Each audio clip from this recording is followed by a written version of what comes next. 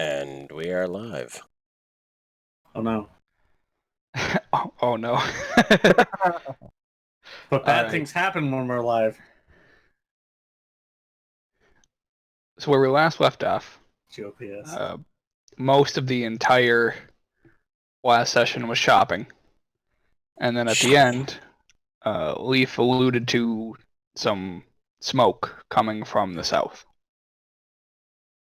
In one of the slums, I can't remember if it was up The or southern slum. The lower. The lower slums, yeah.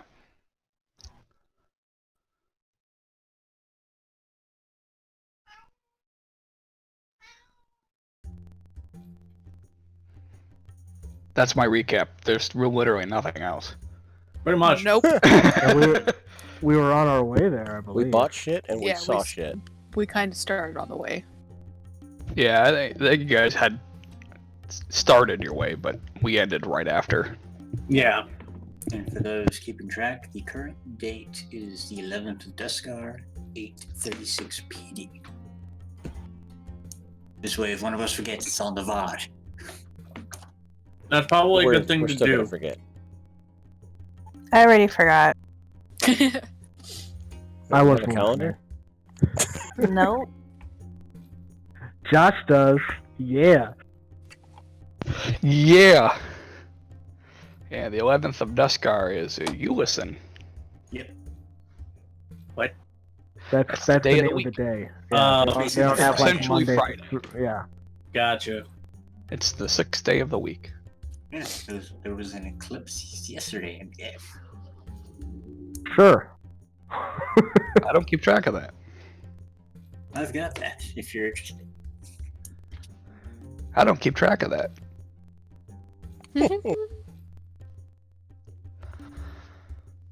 Alright.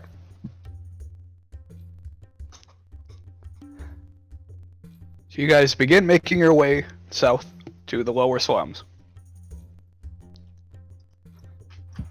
Yes? Yes. Sure. Yes, perfect. Okay. You're all going, correct? Yes. Good. Okay. No, I'm walking off in a completely different. No, okay. Kavgam has no reason to go anywhere else. So you guys journey your way southward, traveling through the city of Emon, heading out to the southern gate of the city. A few of the guards wave at you goodbye.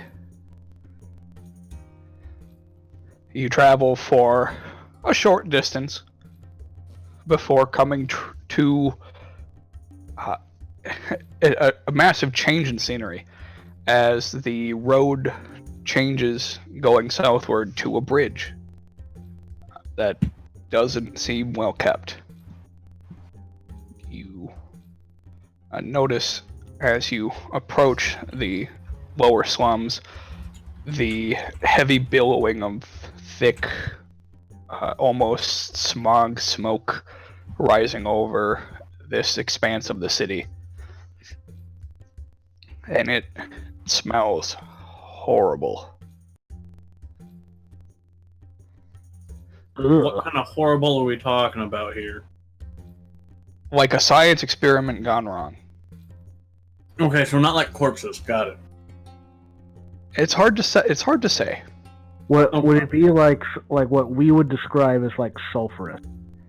Not sulfurous, no. Okay. Sort of like when you're driving It's past, similar to like sewage. like as if you were driving past like a factory that was currently in production. Or a dump. Or a dump. Yeah. But stronger. Like you're in the dump. Yeah. Trash fire. Yeah. It is not a pleasant smell. I cover my nose. It does little to nothing to help. As you breathe in through your mouth, you can taste it. Oh. Oh, God. Yeah. Why are we coming down here, guys? What, to leaf? I saw the smoke coming from these buildings. What is this place? It's a dump. This one does not know. But If it's again, I'm not from here. If it is a dump, why is no one cleaning it up? Tell that to the Tell that to the rich To folks. the- We don't care about yeah. this area.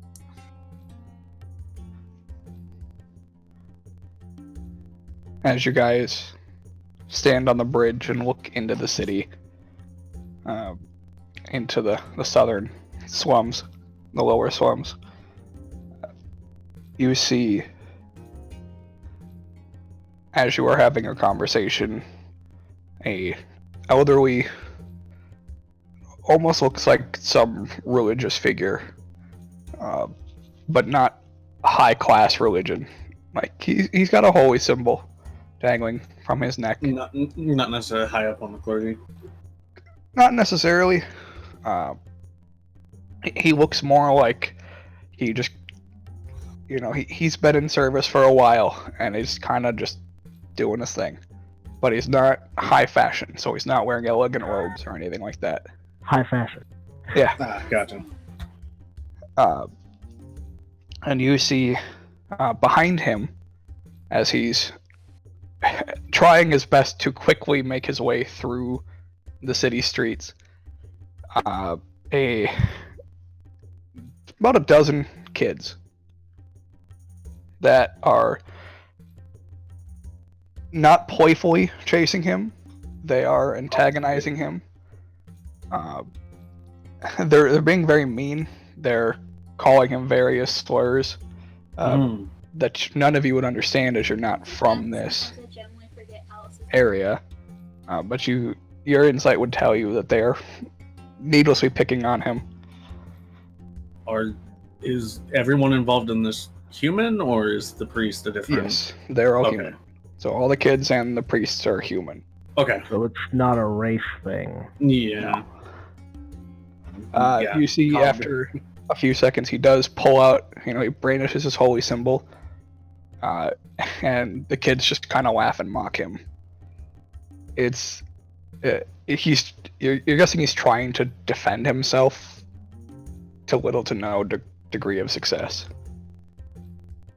And you do hear one of the kids yell up, "Hey, why are you friends with a murderer?"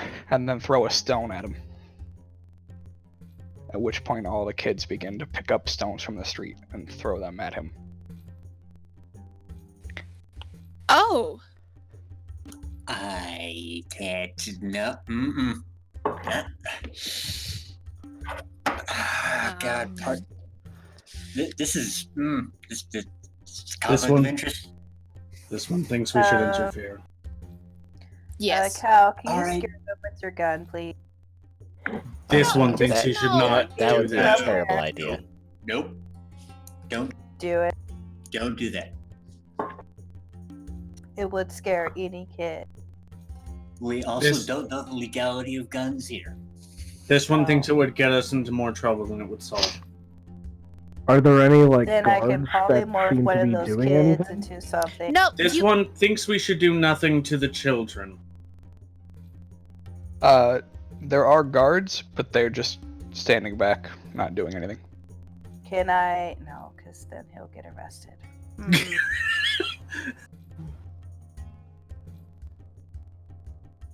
I can What seriously does the party do? polymorph one of the kids into a rat or something and No. scare them.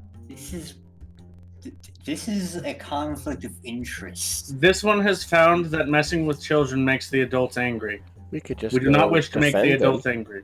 and chase the kid and tell the kids to stop and Can ask I them send to a leave. message to one of the kids and scream in their yell ear? at him. Actually, that might be fine. All right, I'll do that. All I'm right. just looking at Garrus. You point at one of the kids, and what do you say in your message? It's gonna be in their head, right? It's like a message in their head. Well, you have to whisper it to send it, but yeah. But I sound really scary, and I'm like, "Leave, or I will eat you all." Oh my god. Okay, make an intimidation check. Yay! I can't. Well, that doesn't work. All right. Yeah, she's on her phone, Josh. If you want to roll for her. Gotcha. Oh, right. Just take me a minute to get the character sheet open. Nah, that's one Did that decent. work? My phone was Oh, being yeah. weird. 16. Oh, yeah, it worked. 16. Yeah, the kid just kind of ignores you. This is a damned if you do, damned if you don't situation. That kid's got some fucking brass balls. If you just heard him. Okay, Yeah, wait, no wait, kidding. wait, It's in a where? cluster of kids. So, like in front of us, I'd imagine relatively close since we can hear them. Yeah, the priest is about 10 feet away, and the kids are about 20. they're Actually, just- no, the kids are about 10, the priest is about 20. Oh, okay. So the kids are between us and the priest then. Yeah. Okay. And they're just throwing rocks at him? Yeah, they're just throwing rocks and stones at him. They're purposely aiming for his face. Yeah, how much is... This one thinks you should talk with them, Garrus.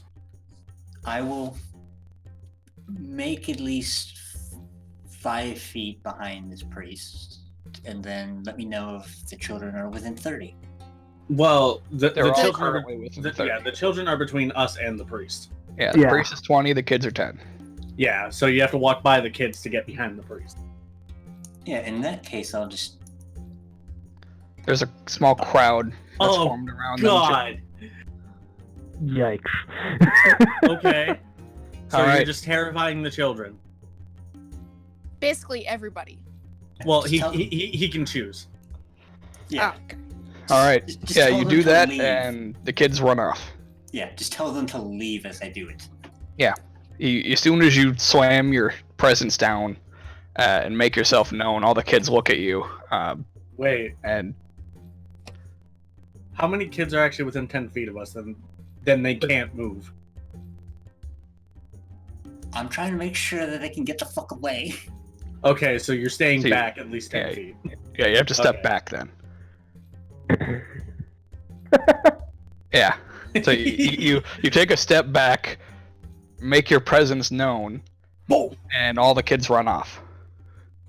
Yeah, because I was like, we better not have them stuck, because if they do, they're gonna die. Yeah, exactly. Because they're gonna take like 5 psychic damage at the start Yeah. of the turn. Yeah, the kids all run off. And then the crowd kind of disperses, wondering what the fuck just happened. Okay. You see Abigail grumbling to herself. It's like, I thought I was scary. Not everybody can be a paladin. Does the priest look like injured? Slightly. Not much. He No, looks yeah, no- fine. Just He's taken a bruised. bit of damage. You know, he's bruised and he's got a couple lacerations, but Can we tell what deity he's a priest of? make a religion check. I'm good at these. You're the one. Yeah, I'm not good. making that roll. I mean, I Garrett. can't. Yeah, I mean, yeah. Holy shit. Yeah. So, Solania has spent some time with Books. Aquarial in books. Yeah. None of you actually would know by looking at the symbol. Would Cool. I? Alright. Well, I know it's not the Strife Emperor, though. You know it's not the Strife Emperor. Yeah. It's probably He's the one I He's know a the hidden most hobgoblin. about. Yeah. It's not the Strife Emperor. It's not Sarenrae. It's not Moradin. Yeah, Hey, Cobgum would have no idea in general. Yeah. So Yeah, Cobgum would Alright. know it's not Pharaoh. yeah, I will, yeah, that's the help him only up. thing Cobgum would potentially know. I'll help him up and give him a pick me up. Well, he's still standing. Yeah, he's just kind of. Yeah, he's just kind of like hiding behind one of his books that he's got out in front of him, and he looks past it and is like, "Thank you, travelers." Hi. Are you alright? I am fine, thank you. This one I heard. do appreciate your aid. That's an interesting symbol you have there. What? Thank what you. do you- It is actually an alchemy symbol. Oh, so it's not a god symbol. It's not a god symbol, no. Kofkin just tilts his head. What kind of alchemy do you practice? The legal alchemy. In all sorts of manners of mechanism, and sometimes I get carried away and go into inventing. It's quite fun. Well, Can I insight him on the legal part? Sure. Crap, let me get to my phone. Oh yeah. Just let him know that it's probably best you don't stay in this area for much longer. I agree. Oh, wow. That's Yeah, four. he seems to be telling the truth, wholeheartedly. He's Uh, telling the truth. Totally legal, guys. My Totally name legal, guy. is Master Rayfrom. Who are you? I'm Abigail. The bard. A bard. I'm unfamiliar. Yeah, I'm pretty famous back where I'm from, not here. You're not from around here, I can see that. This one believes most of us are not. You are all too well kept to be from around here. I almost True. expected him to just stop as he looked at Kofgum and just, is that a fucking lizard? He does look at you. It doesn't faze him at all. Okay. Fair enough. Why I'm were the curious. children throwing rocks at you? Yes, that's what she said. Not sure I understand.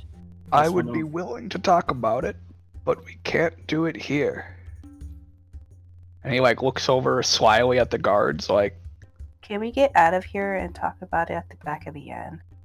This one thinks that may be wise if it must be kept secret. not so much secret, just away from prying Yeah. ears.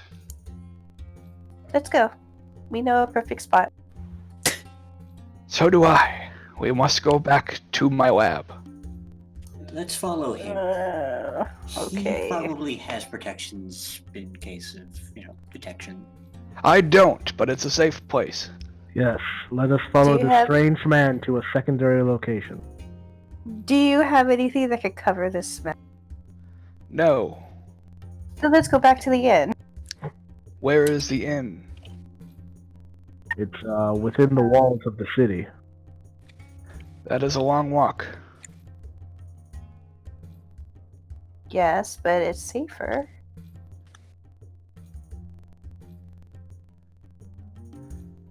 Kofgum's just staring this man down the whole fucking time. If you seek safety, maybe this isn't the best place for you. And he just turns and walks off. This one believes we should follow him. Yes, let's go. Mm-hmm. Alright, yeah, let's follow.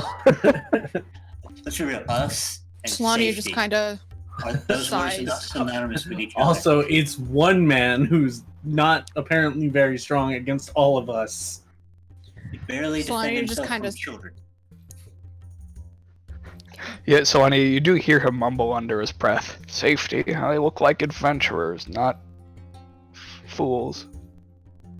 Solani just kind of sighs, grabs a handful of candy, just kind of follows. That's right. Oh, fuck. It's her stress candy. 15-pound bag of mix-em-ups, man! Stress candy. I just picture it's like a fucking camelback of candy. Here's the thing: it's all Skittles, Reese's Pieces, and M&Ms. And at least one giant jawbreaker. Oh Yeah, god. at least. You went by. It's all the way at Renfro? the bottom. It's like those Ed, and Eddie jawbreakers that are bigger than your head. Yeah. Yeah, buddy. You gotta, Anyways, yeah. gotta take a fucking chisel to that shit. I'm sorry, what did he Gosh. say again? I couldn't hear very well. He says, safety. They looked like adventurers, and they're worried about safety. Fair. So very fair. Okay.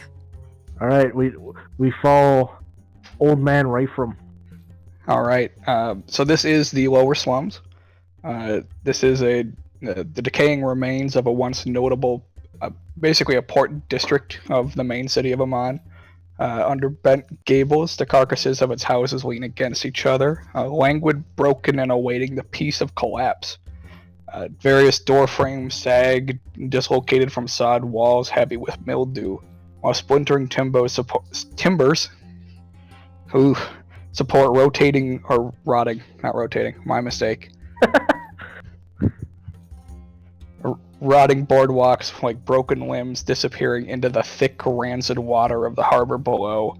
I feel like rotating would be a little more intimidating. It would be, yeah. Oh, God. It's just a platform puzzle at that point. Yeah.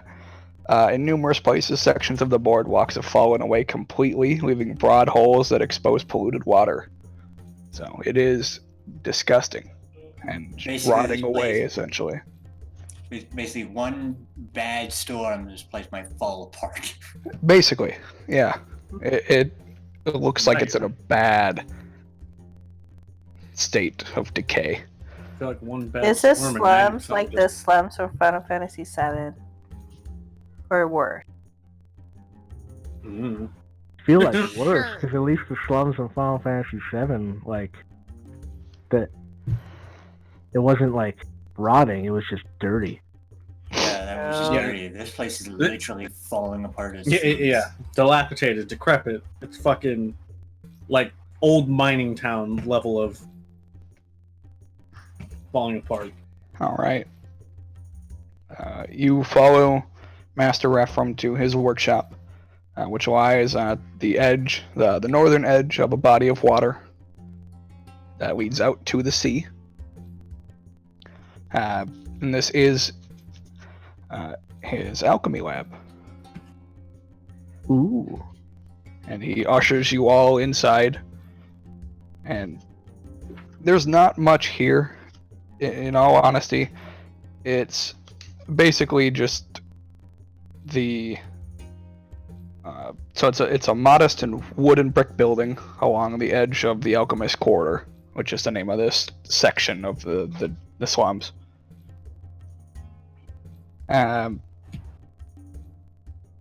That's it. There's one bed. There's a ton of books in here, all over the place. Like textbook, this is poor man's alchemist. Yeah, basically like textbook books. Various like half-completed pieces of work in his various inventions. It does look like he was trying to invent some kind of flying machine that fell apart. Kovgum just looking at it and just Huh. Yeah. Can you fix that, Kafka? this one might have ideas, yes, but that is not why we are here. Don't touch that. This one was not planning on doing it. It is a work in Yeah. progress. Looks at Abigail. Shrugs. Anyway, thank you all for assisting me and the kids. From the kids. Dangerous a lot. They targeted me because I was friends with somebody who was accused of murder. Several murders, actually.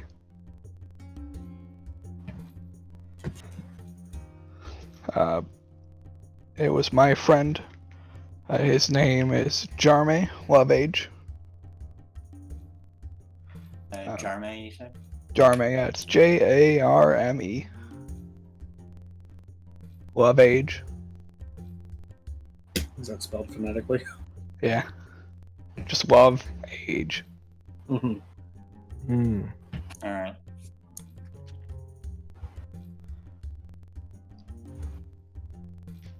Children can be unnecessary cruel at times. I agree. I take it Jarme has a bit of a reputation in this city. Well, he was executed yesterday. So yes, he supposedly killed several people under the moniker that people gave him as the Lantern Ghost. Whoever this killer was, I don't think it was Jarme. think that he was framed.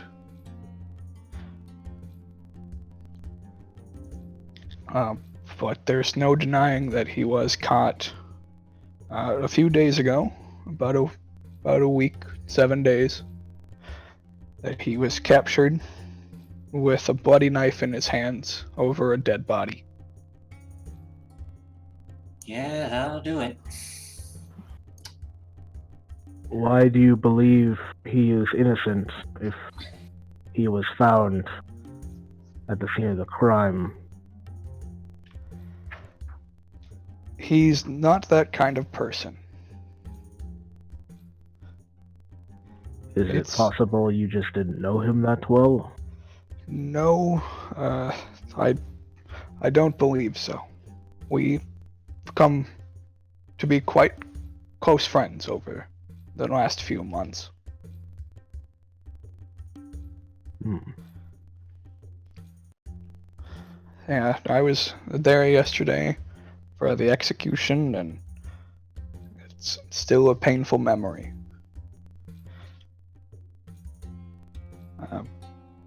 Although I do know that Jarme spent a lot of his time alone, within the slums. Unfortunately, that also means he has no alibi. Mm-hmm. You know what he did for work? He did not work, much like most of the people here within the slums. Most people are jobless and hungry and starving, and living on the streets. But I do know that Charme was very kind and an honest man.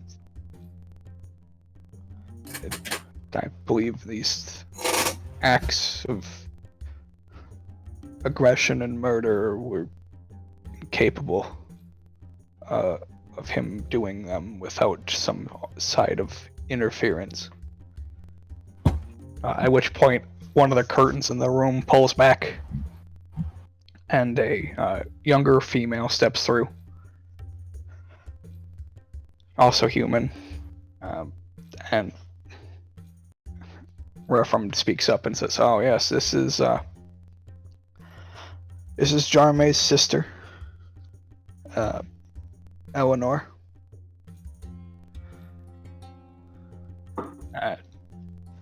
She says, "Yes. What Master Refram says is true. My brother was more of a kind-hearted individual, and although the evidence seems otherwise, I doubt that this was his own doing. Something sinister is afoot."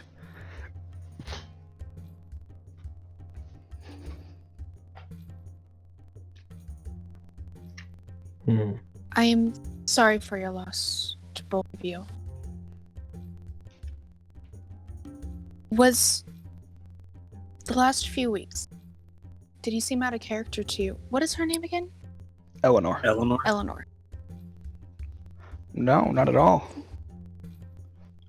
When I would see him, he would be his same self. Nothing out of the ordinary at all.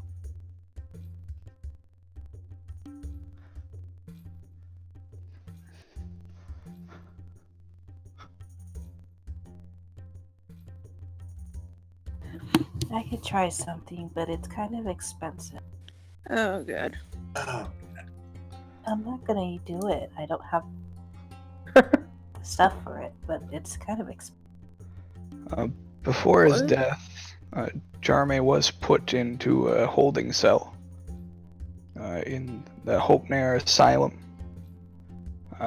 I tried to go and see him before his trial, but there never was a trial. They just executed him. At the mention of asylum, Kafka just tilts his head. The guards wouldn't let me in to speak with him at all. So I've decided to start my own investigation into the matters. And I would like your help. Is it unusual to send someone to death without one of these trials? Very unusual. I sense that there's some sort of manipulation of the system going on.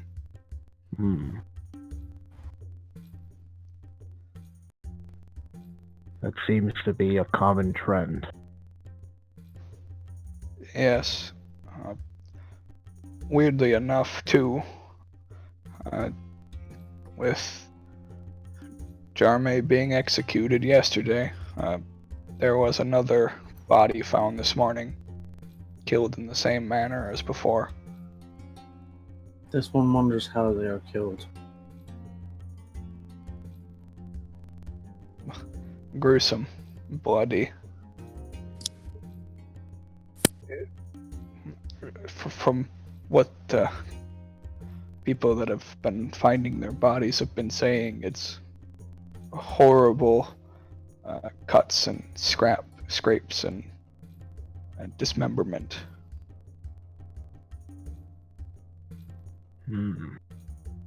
Very gruesome. The killings have been going on for about 6 months. Intermittently, not all the time, not every night. Okay. The murderer would leave the victims mutilated in very public places so that they would absolutely be discovered when the dawn rises. So whoever's Specific. killing these, they're making a show of it. Yes.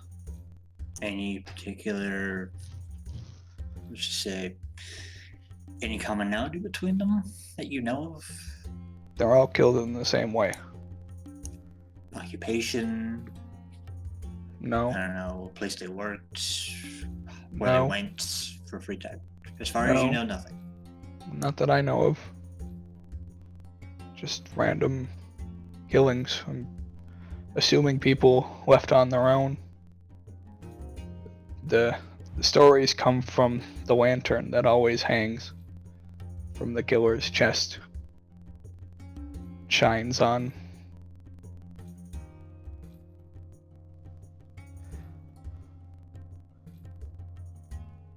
Intern? But when Jarmy went to the gallows yesterday for his execution and public hanging, he declared on the noose that he has no memory at all of any killings, but does remember standing there over the body with the knife in his hand. I did offer to speak with the dead over his corpse, but the guards wouldn't let me. I wanted to learn the truth and help, but I was threatened with incarceration in the asylum if I didn't leave the matter alone. Here I am.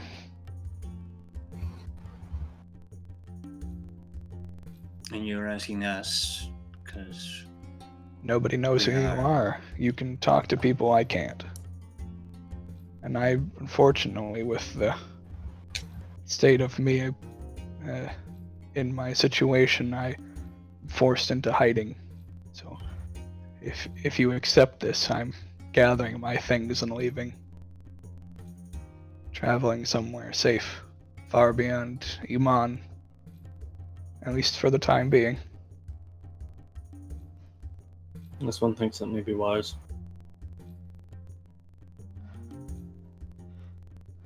Yes, I do believe that the real Lantern Ghost is still out there. The body that they uncovered this morning was a fisher named Rafe. Came up dead this morning, but from what I know, the body was quickly disposed of and brought to be cremated quickly Have they done that yet? It's already been done. Hmm. This one does not like the sound of all of this. Yeah, it sounds like a cover-up to me. Yes. Cover up. Just curious, Josh. Is there any mention of serial killers who've acted like this in other areas Nope, of Tal'Dorei that we've heard of? not like this.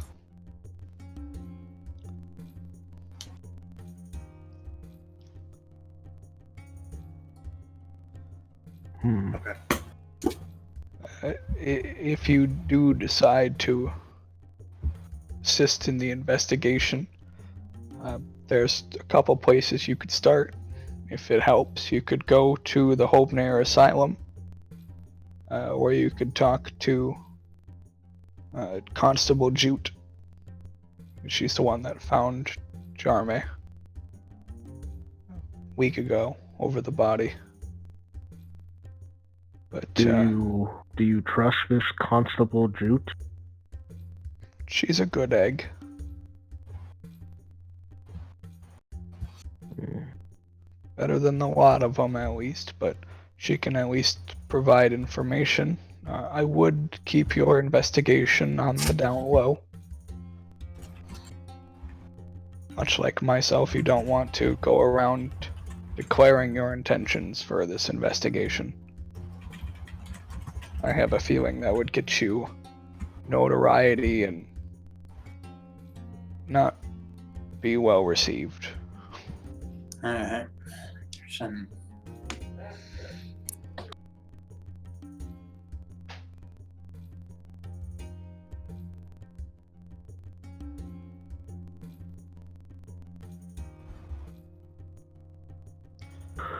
The constable is at the district garrison, much like all the guards. That's where they stay.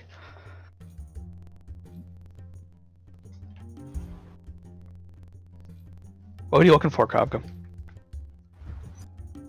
Due to his background, he has essentially a letter of legitimacy vouching on his expertise of strange things to authorities, which he thinks he might be able to use to secure audience, or at least be able to talk to people in the asylum about Jarme's condition before he was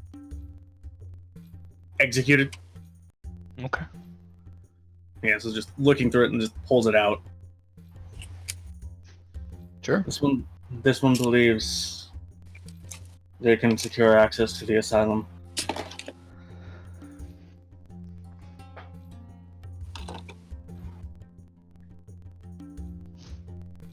Provided this letter is legitimate here in Tal'Dorei.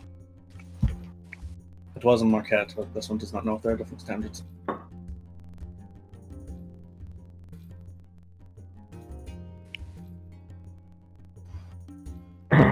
Are you willing to help? I think we should help this man. This one agrees. All right. I don't see the harm in helping.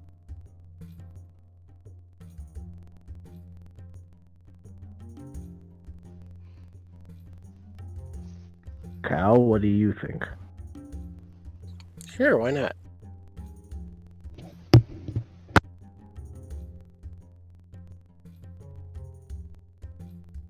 It sounds like we all agree for the most part.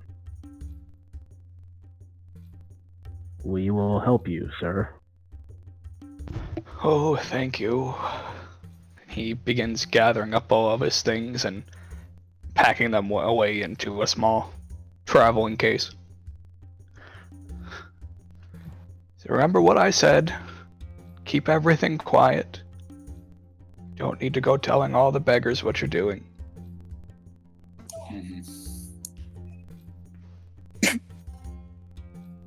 So, where should we go first? This asylum or this constable?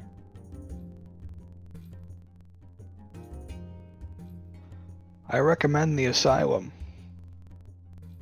It's where he was before he died. Alright. Yes, this one thinks we should head there. This one will have more luck there than at the constabulary. This one Alright. helps. Then let's go there first. Mhm.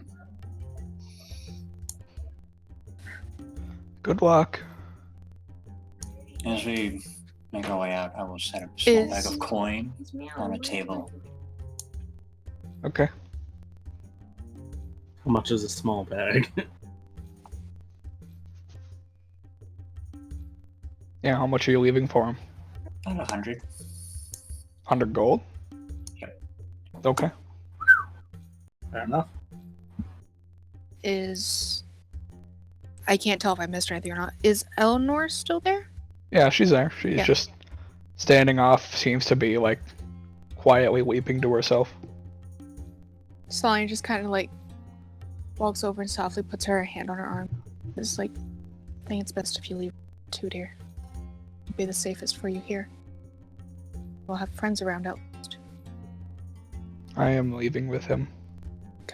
This one thinks you should. Stay safe. She gives you a hug. And I hug her back. Oh. Of course. Cogum is just going Cry to a little bit, but she's fine. just before they leave. Cogum takes the time to kind of instill their faces and general physical features into his mind in case they find their bodies. Oh. Okay. Dreadful, but fair. Yeah, that no, got dark. yeah. Well, Cogum's just like, this is weird. Why are you staring at me? I want to remember your face in case I find your body. Oh. Eleanor does kind of pull out her cloak to the side and reveals a mace that's hiding. Perfect. We'll be fine. Stay strong. We'll get answers for you. Where are you planning on going? Oh, if we told you that, we would be not hiding any secret anymore. This one supposes that is fair.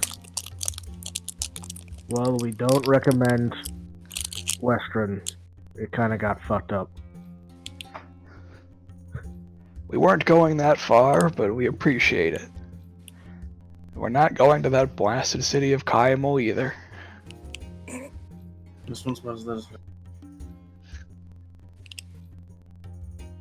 In any case, the more time we spend, the less likely we are to figure things out.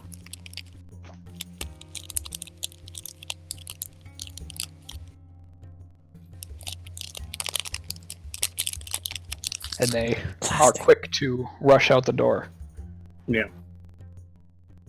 leaving you all alone in the workshop.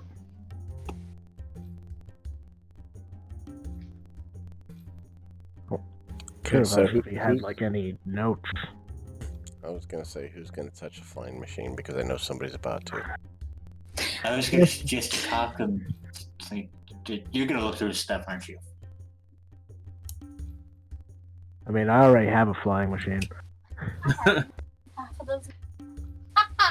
I figure you were already planning on going through all of this stuff. Cogum just stares at Garrus with narrowed eyes. Cannot confirm nor deny that I was thinking it. As Abigail is like sneakily looking through everything. All right, you don't Glutton for knowledge. find anything interesting for you. Yeah. Why would this one do it? The others are already going to.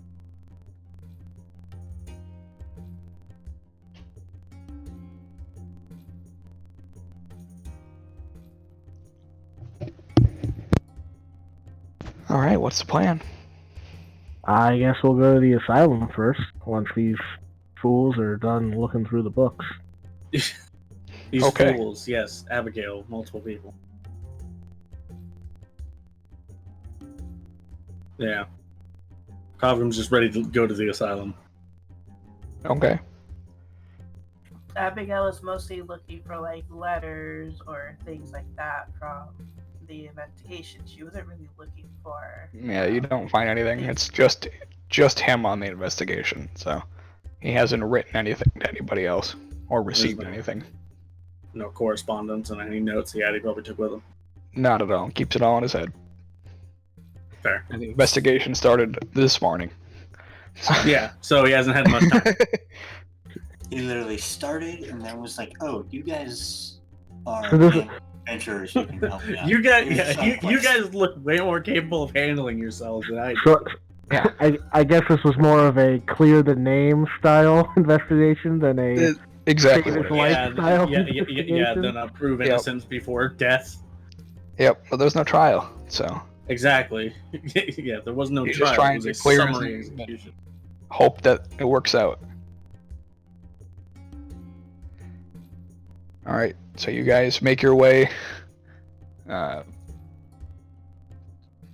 Oh, any letters from Charmaine? Yeah, didn't find anything like that. Okay. Yeah. Sorry, I Yeah. had to fix that. You make your way to the southeast, to where the, or I should say, you begin making your way to the southeast, Yeah. to where the asylum is. And on the way, you are approached by 12 individuals. Oh. Very specific number of Yeah, individuals. Okay. Define individuals. They're lowly individuals. They look like they've been down in the dumps for a while. They Okay, some more citizenry or thugs rather than like guards. Yeah, More they're like- type who will break like in beggars. Okay. Okay. Yeah. They all they essentially circle around you, and they say, "Please, we need assistance," and they kind of get close and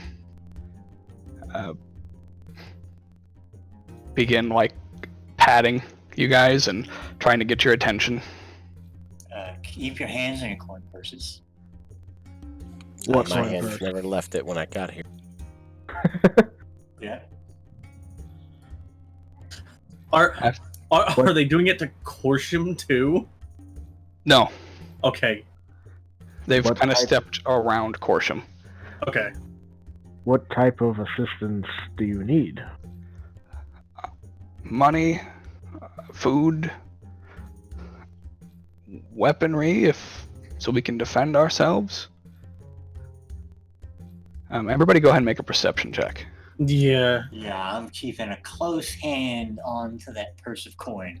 Would Abigail's Corsham always holding get a her perception purse. check on this as well, or no? Corsham would not, no. Okay. And that's with a +7. Yeah. I mean, at least we're hitting the average. So, well, Abigail rolled not 20. Yep. I just gotta look something up real quick.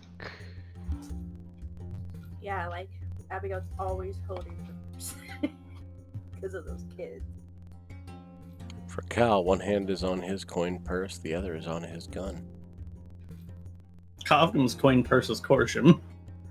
And one is grabbing Cal's cloak to cover her nose. Because Cobham only has 8 gold, so Corsham's Okay.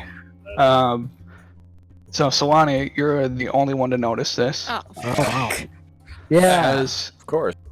As these beggars are coming up and like tapping on you guys, you notice every once in a while one of them breaks off from the crowd and runs away, and then another one, and then another one, and you're quick to piece together as these hands are essentially moving around. They're feeling for items of value and money.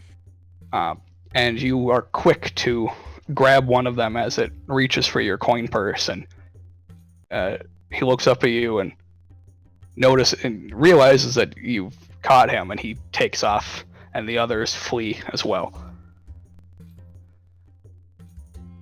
Check your pockets. What pockets? Check your items. All of them. Okay. I feel like I'll check my my stuff. weapons are probably still there because those really hard to like run away with. Yeah, they have not taken any weapons. Okay. However, Cal, Leaf, and Garrus, you are all missing your amulets. Oh, Oh! fuck. How the hell did they get that out from around our necks? Very carefully. It's a good thing I don't need a holy symbol to cast shit. I think the amulets of The Proof against poison. amulets of proof against Proof against poison. Yeah. Yep. Abigail is missing her coin purse. Oh. But I was Um, holding on to it. Yep. Yeah. You find as you pull your hand away, they cut the bottom. the bottom was cut. Cut first. Yep. So all of the coin is missing. Kovgum, Kovgum, you'd also be missing your amulet. Okay. Good thing I got that damn belt.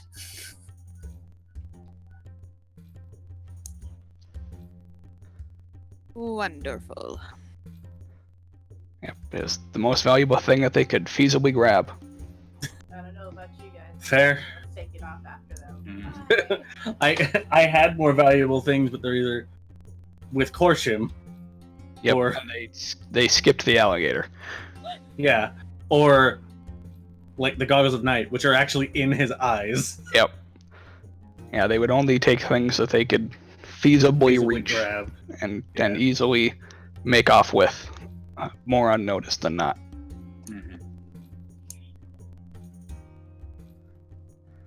Yeah, they would have gotten more, but Solania caught them.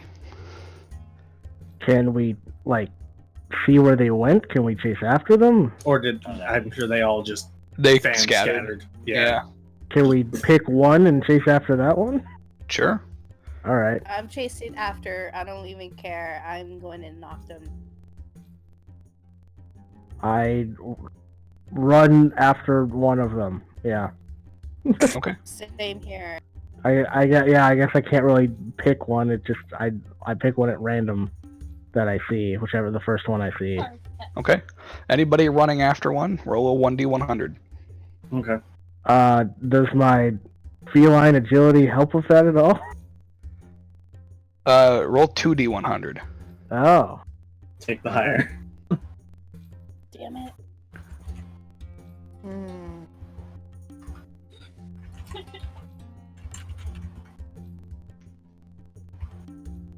Oof.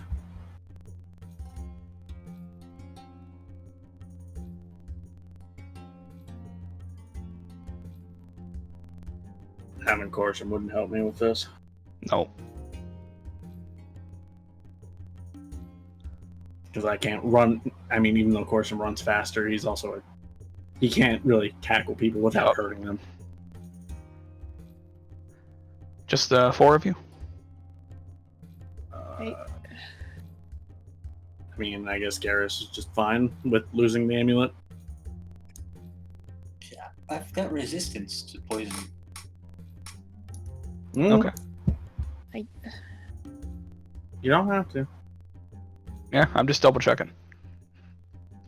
I'm just following them to make sure they don't get into trouble. I'm not really looking for We're already in the trouble. Yeah, peeps. everybody's split off, so who are you following after? Fuck. Follow Abigail. Yeah, I think. Yeah, it's a good idea. I would say the two of you follow the halflings. Yeah, follow the halflings. I'm probably too fast for you to follow. Exactly. Yeah. Yeah, yeah. Yes. Yeah. Leaf is too fast, and Kovgum has Korshim. Yeah. You take Abby, I'll take Cal. Yep. Okay. So you guys begin making your way after these beggars that have stolen from you. Leaf, you are first to catch up to yours. Makes sense. All right. He is quick on his feet, but Unfortunately, the way he went, there was no rooftops to climb on top of, so he is just running down an alleyway, and you just come bolting up behind him, and you just hear him go, "Ah!" Yeah, just this fucking like cougar just coming up right behind him. Yeah. Whoa! Yeah, and Just turns essentially around you, and it's just the you tiger. catch up to belly. him, so you can attempt to grapple him with an athletics check. Alright. Does my charger feat help with this at all? Not with this, no. Okay. Athletic. Ah, if I would have prepared that. 20. Okay. Yeah, you grab onto him, and he like stumbles and trips down to a prone state. Yeah, I grab him by the cuff of his rags, I guess. Yeah.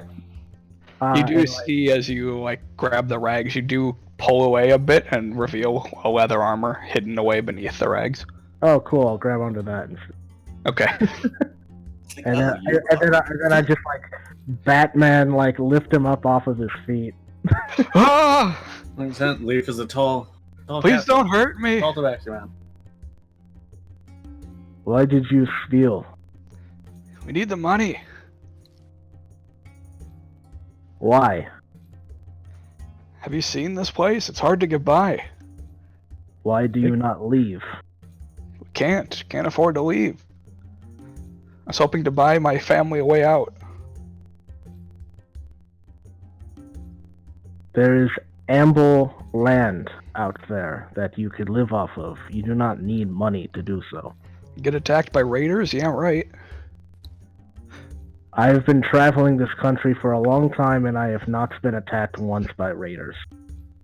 You've been lucky.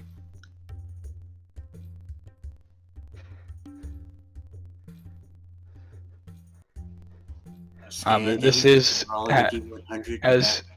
as you see, this one is holding a smaller pouch. You found the one that has Abigail's coin purse, or has the money from it, I should say. Where do your friends gather? Where we found you.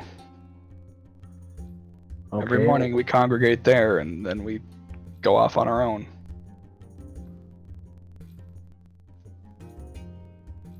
I Where don't know do where you- any of them live.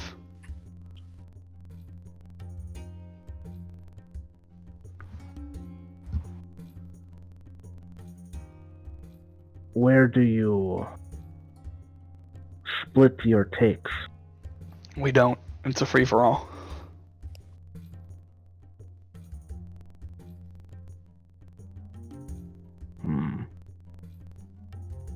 Can I make an insight check to see if he's telling me the truth? Sure. Not the best at this.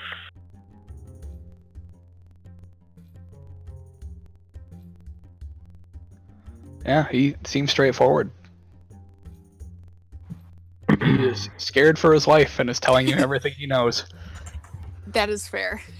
I mean, he just got picked up by this rather large cat folk who sprinted after him. Just like He like holds out the purse with a shaky hand. It's like, just take it. Let me go. oh fuck. Oh fuck yeah. I do not care about money. I care about what one of your friends stole from me. I don't know what they took. They took a very important item. It You had have to find them. sentimental value. Like I said, I don't know anything. Is there any meeting places where people like you gather? Everywhere. Anywhere specific? And I kind of like start to dig the claws into his throat a little bit. Oh, No. Oh fuck. fuck. Nowhere specific. Just the town is riddled with crime. Man, Just Batman gotta- would not approve. Just gotta find What do People you that mean? could be Batman taken would- from and hope you don't get killed. Batman doesn't kill. Anything short of fair game. Okay, fine. Yeah, that's fair. You disgust me. Leave town immediately. And I just throw him onto the ground. Okay. Okay. He gets up and runs away. What the fuck is going on? Motorola. You're poor, yet you can afford a cell phone? Yeah, he takes off running. Alright. Abigail. What's that? I guess I go looking for a different one. Okay. Make an investigation check. Oh, goody. Abigail, you chase after yours, but gets away a little too quick and nimble through the streets. Yeah, you're not able to find any more. Going through. Cal, you do not catch up to one, because you're not faster than they are, but you do chase after one and have one within 30 feet of you, basically at all times. He's gonna say, if you don't stop, I will shoot. He keeps running. I shoot in the air. Okay. You shoot into the air, and he looks back and sees that you've stopped to shoot and takes the opportunity to duck. Well, he's ducking when I shot pretty much straight up. Well, he's ducking around a corner. Oh, I'm he continuing and I'm moves. aiming the gun at him. Yeah, he begins weaving through buildings. Shortly after, several town guards converge onto you. Passy without a trace. 'Cause I'm following that motherfucker.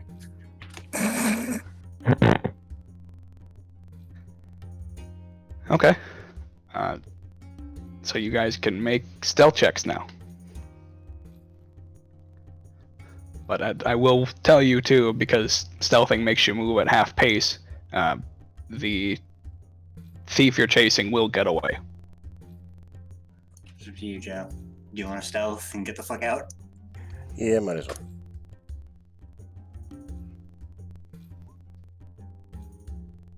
$25 and Fuck. 28. Okay, yeah. Sneaky The motherfucker. guards converge. You guys dip into an abandoned building and wait for them to pass by. Must have been the wind. Sure, very, very explosive wind. It was a very forceful wind that picked up a few stones and just ran them into like Okay, the side of a random guard ramshackle NPC. building. Random Must guard have been NPC 3. Yeah, just one of them is the conspiracy nut, and they're just like fucking. All right. Kavgam, you and Korsham catch up to yours. Okay. Korsham is able to grab onto him Okay. and just essentially neutralize him without Mhm. hurting him. But he's Onto the leg. yeah. Unfortunately, this one doesn't have anything. He was not able to make it away with an item.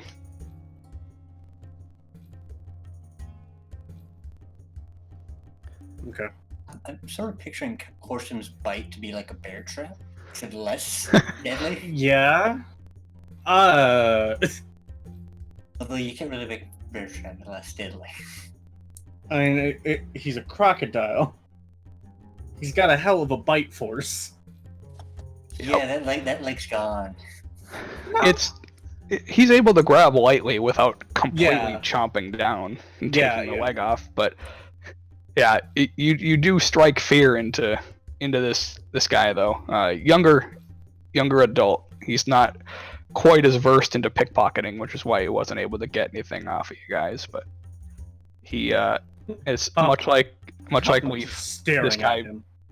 doesn't know any information He just goes to that spot every day in hopes of getting a catch, and today he didn't. So, How many are you? there's hundreds of people that pickpockets. Not everybody's as fortunate to walk around in armor and have weapons and metallic alligators. As he looks down at Kovgum, Korsham. Kovgum just looking over the walled city and everything that's all fancy over there.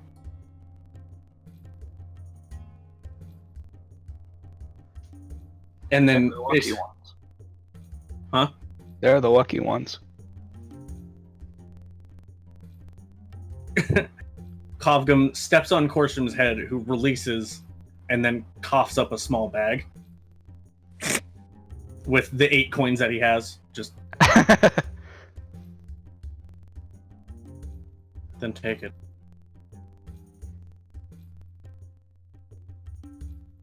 He looks at you, very carefully leans down, picks the bag up, looks inside. It's just 8 coins, but 8 gold. yeah, it's 8 more than he had. Yeah. He thanks you and runs off. Okay. Before getting 30 feet and collapsing because his leg hurts. Yeah. Yeah. Kovgum is not going to pursue that further.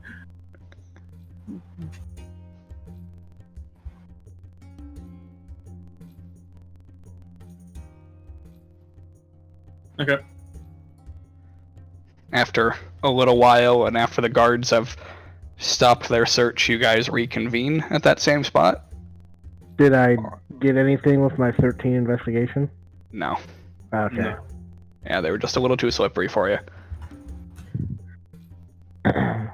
Just barely.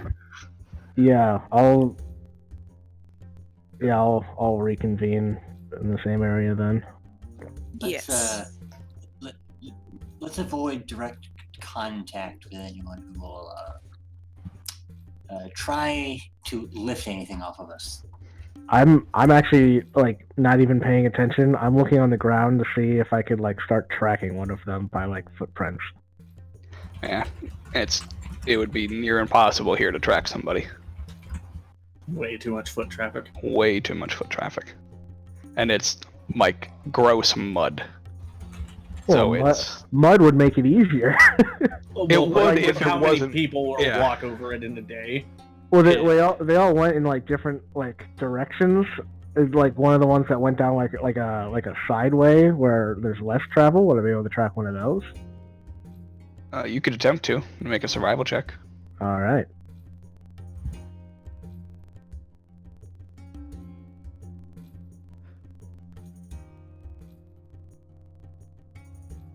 $17. Okay, yeah, you follow a set of footprints off in the direction that one of them ran for not a super long time before you reach a kind of disheveled staircase that goes downward into a portion of the slums that have sunk into the ground. Underground or flooded or what? It's so you just based on this,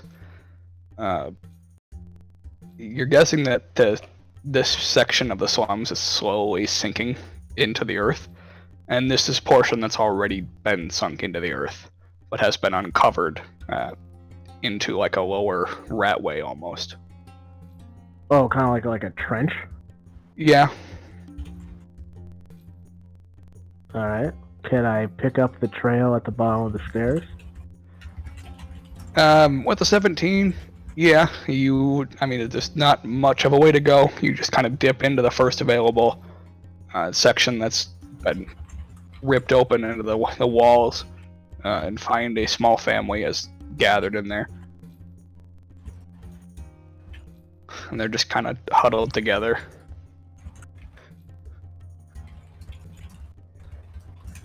You do recognize one of the men. Alright. Then I walk over to the man I recognize and do the exact same thing I did to the other guy. Okay. He very quickly gives you the amulet back. Is it my amulet or one of the other's amulet? Well, they all look the same, so... Yeah, yeah, there's no distinction. But I put a little thing of fur on mine, so I know which one was mine. I guess. In that case, it is not yours.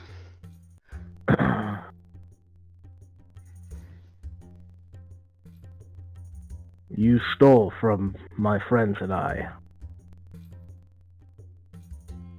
Where were you planning on selling this?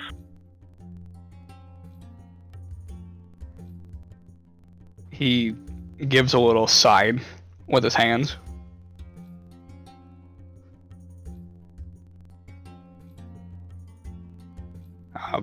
He's unable to speak. I look over to one of the other cowering people and I just say, translate. He was just planning on selling it in Emon. Where in Emon? Names. I don't know.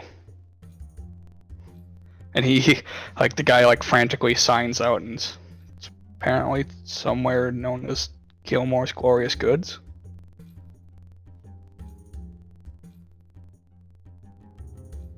Really? That is very disappointing.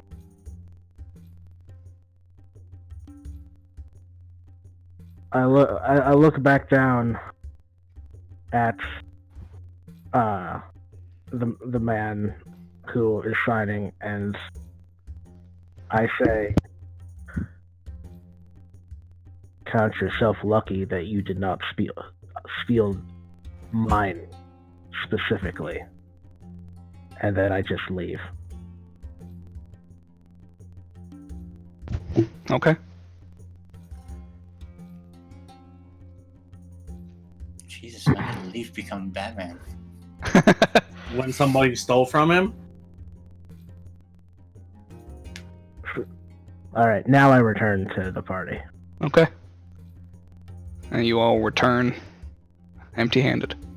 As Abigail's casting Scrying. Okay. Are you taking the 10 minutes in the middle of the street to do it?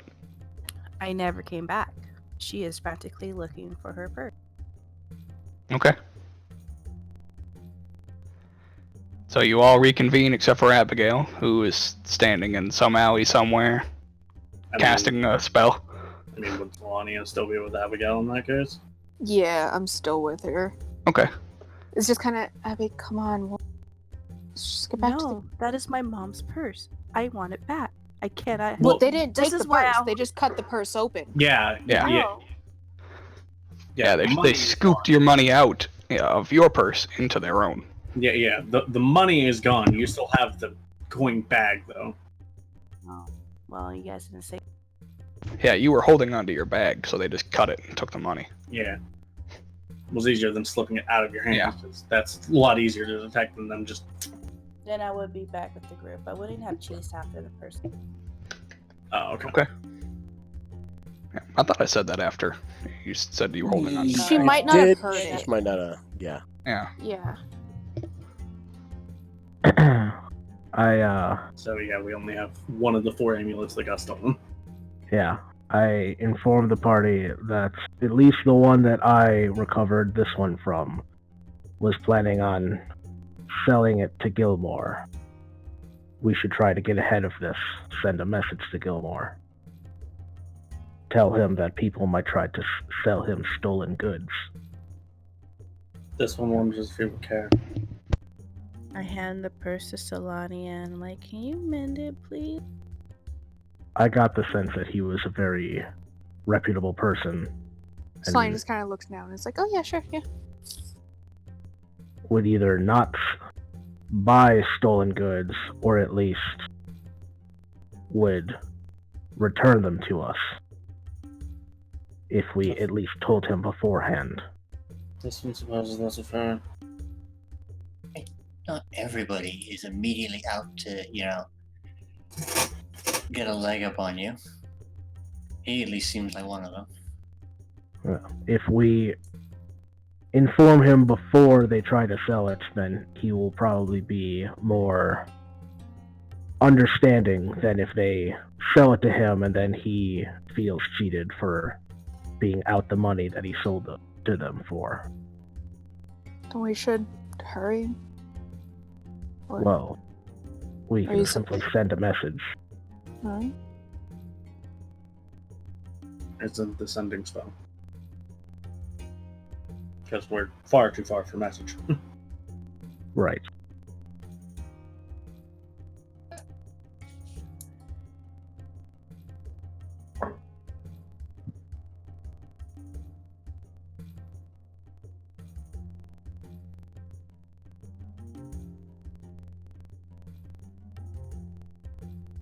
Does anybody recognize this, whether it's yours or not? I know it's not mine.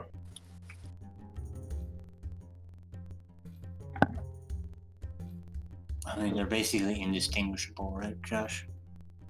Unless you personalize yours somehow like Leaf did. Not that I know. Cobb. Yeah, Cobb wouldn't have, so Kaufman I just wouldn't looks up and shrugs. I don't really need it now.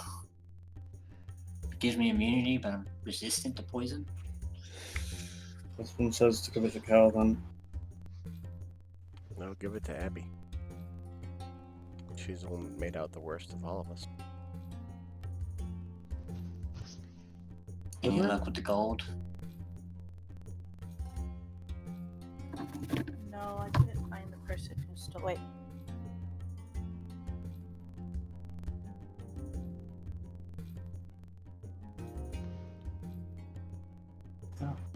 I thought Abigail had one.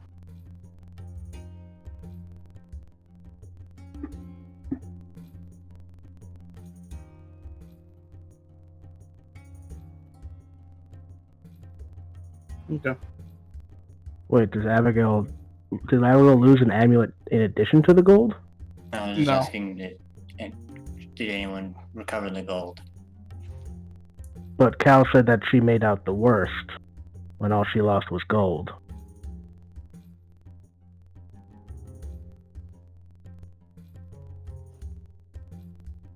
Yeah. So how would that be the worst? We've all lost treasured items. She lost coins. She lost a lot of coins.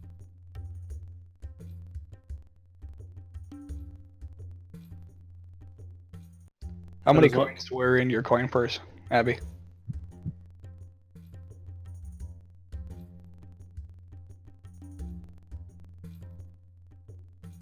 Oh.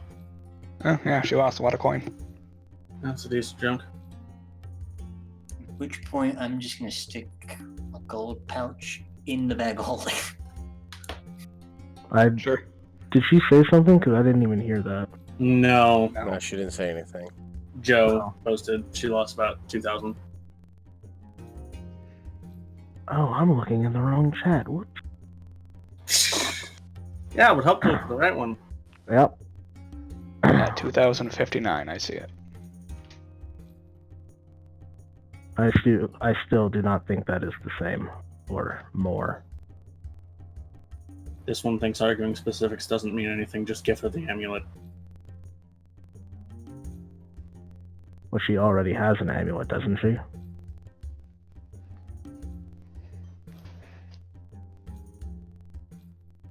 I thought so. You guys only had 5. Oh, okay. Yeah, because Sword is the sixth one. Mm-hmm. Yep. Then yes, I will give Abigail the amulet. I was confused because I thought everybody had one. Yeah, so did I, but I also remembered, yeah, Sphoric had the sixth one. Yeah, so I didn't understand the point of giving someone 2 amulets. Mhm. So yeah, I'll give Abigail the amulet. So that's a no on recovering the gold. The gold was not recovered. That's the only thing that we recovered out of all that.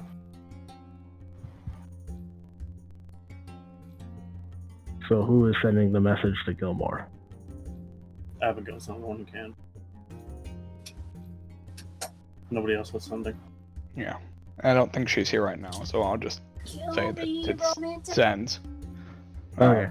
And Gilmore responds in kind, saying, yeah, keep an eye out for him if I see him and can make note of the individual. I'll do what I can to recover it for you. So we have 2 periaps that look similar, and then one that has fur on it from Leaf. Yep.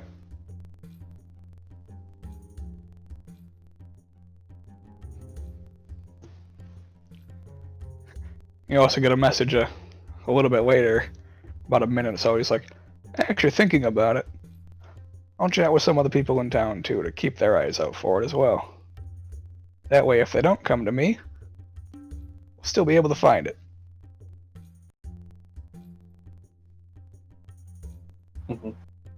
Dak Gilmore's a nice person. Yeah, he is. Was that from him? We thank him via Abigail. Yes.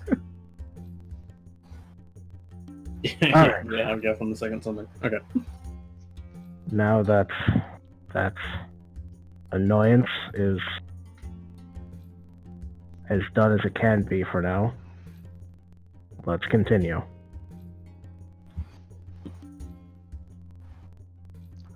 Yeah. Alright. So you guys go down to the Hope Nair Asylum. Mm-hmm. You make your way down to a street called the Wamplicker's Way. It's in the High Quarter. You approach, it's an old prison building. It's got bare walls with barred windows.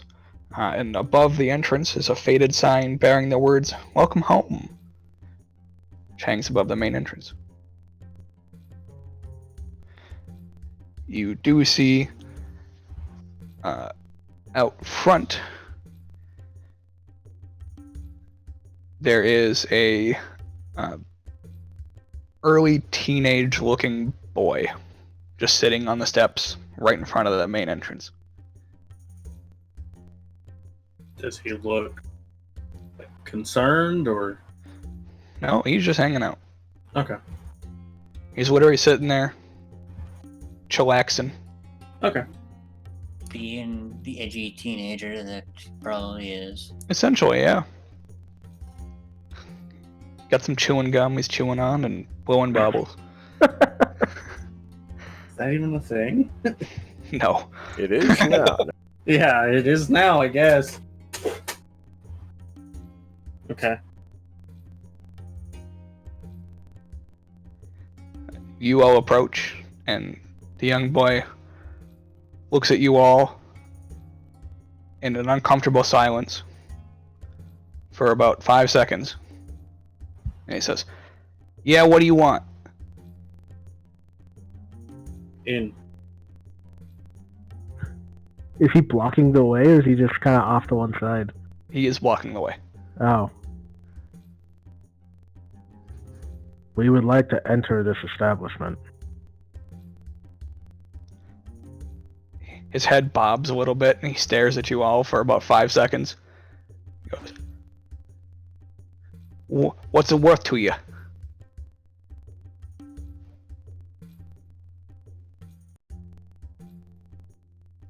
I don't understand the question. He does the same thing again.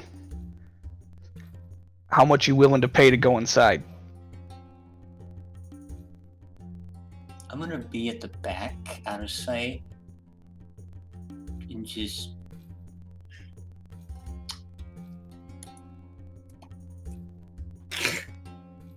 God.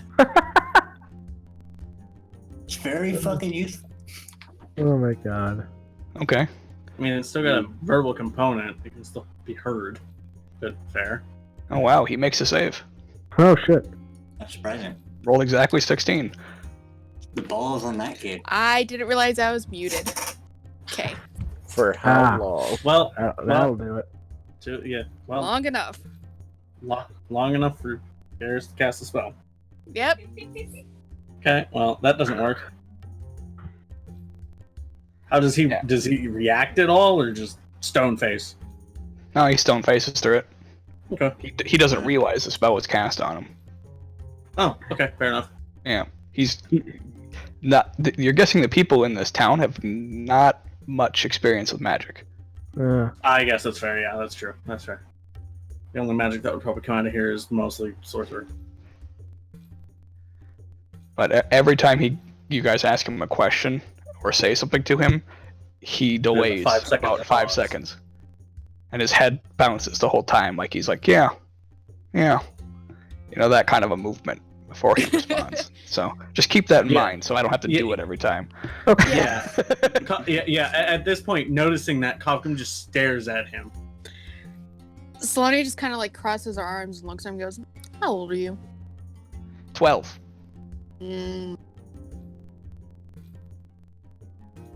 Garrus? Hold on. She just kind of like stares at him and goes, "How much you think you weigh?" How much you think I weigh? Yeah, how much do you think you weigh? I don't know, like 20 pences.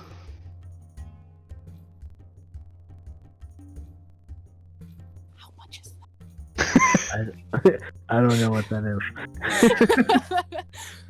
Is that another form of currency? I don't know. It is. I probably weigh like 40 ducks. Solani just kind of nods. It's like, all right. Okay. Context, I'm like 183 with all my stuff right now. Not you, Garrus. Yeah, she's asking how much No, the I kid spoke- weighs. Yeah, I spoke wrong first. Sorry. She turned to Garrus and then turned back. It's like, no, wait.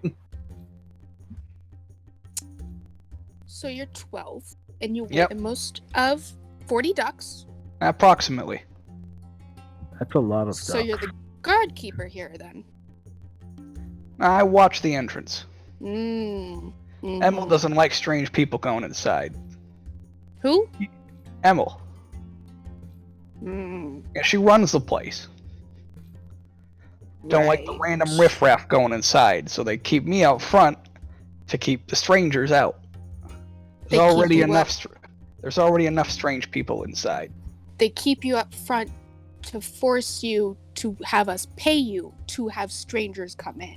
Yeah, just more like a bargaining chip, you know? She did not pay you. Alright, you guys can go inside for free then. Just let me get Emil. Please do. This child concerns me. Yeah, come on inside. We'll have you hang out in the foyer and I'll go get her. He suddenly became. What is that? I've noticed. This I thought it was accent- Bostonian. Hold on.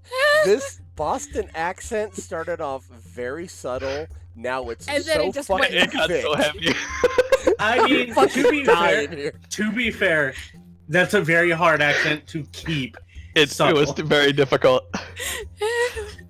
There was an attempt. The more I got into the character, the worse it got, and I started noticing it about halfway. I was like, fuck it. You're just like, this becomes Nice. full of the. Also, my name's Bray. In case anybody ever asks you inside, I didn't give them any chocolate. This one will remember that. Okay. Yeah, Kavka, I'm just not sure what that means, but this one will remember that. Sure. Yeah, it's the narrowed eyes, but okay. Alright. Sure. So he stands up and opens the door for you guys and leads you inside. The foyer is empty completely. It's completely bare. He walks off. He says, "Wait here a second," and he walks off and fetches a older woman. He walks off and just, "Hey, Ma! Some people outside." Ma, I'm sorry, Ma. I don't know No, what they Ma, want. no. He comes back, leading an older woman by her hand, and escorts her up to meet you. And he steps back outside. How old are we talking? Early 40s, but she's prematurely old. So she looks a lot older than she is. Okay. I feel that in my soul. Yeah. As long as 120 going on 300. Yeah. She has ashen gray skin. It's worn with stress. A very heavy brow. She looks at all of you and goes, "Hello, I am Emil Trantor. What can I help you with?"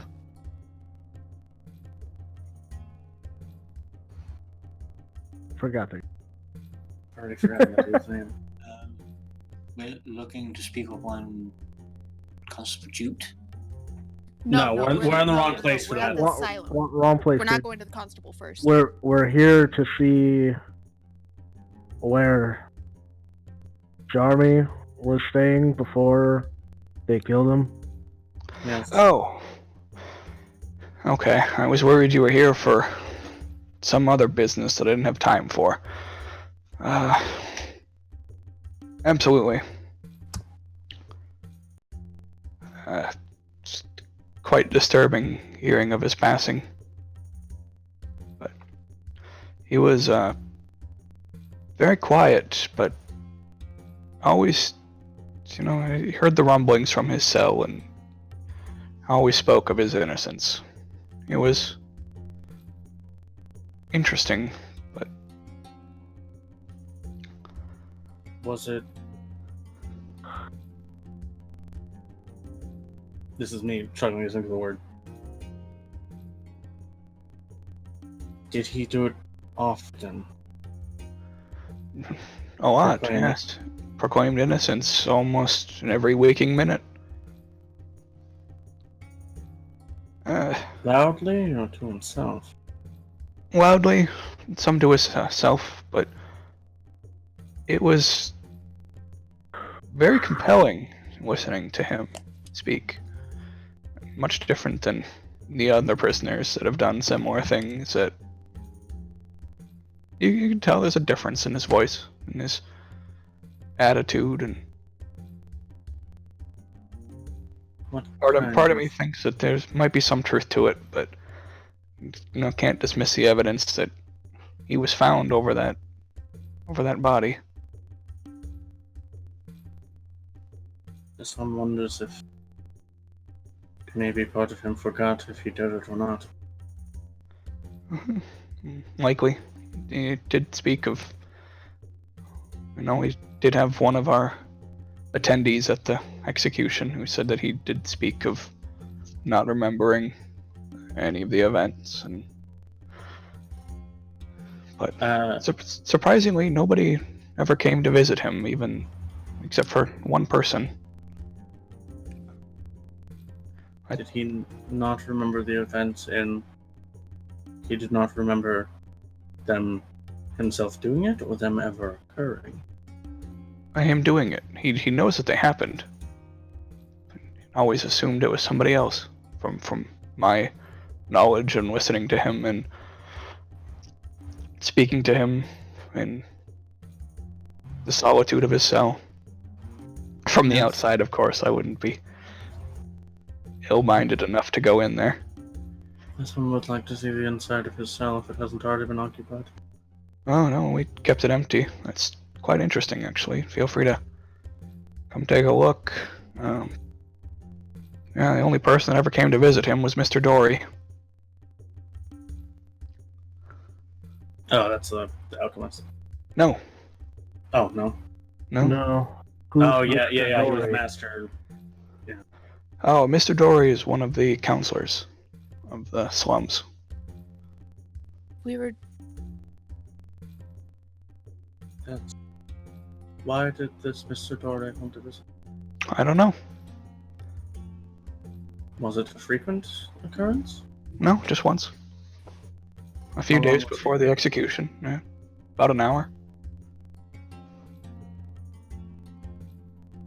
All right. Did Jarmy's attitude change after speaking with Mr. Dory? No, remain the same. But Mr. Dory's presence here was odd, a little upsetting. Does Because seem he not to visit never often. comes here. Oh. But I don't know. I assume this is being done on the way to his cell. Yeah. Okay.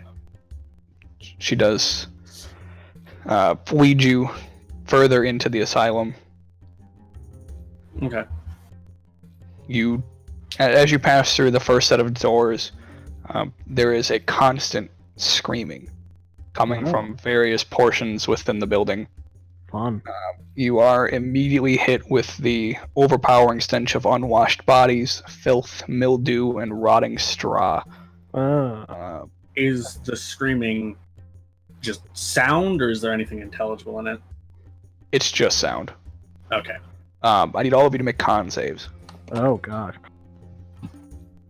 From the stench or from the sound? From the stench. Okay. Just to see if it unsettles us. Ah. Fucking really?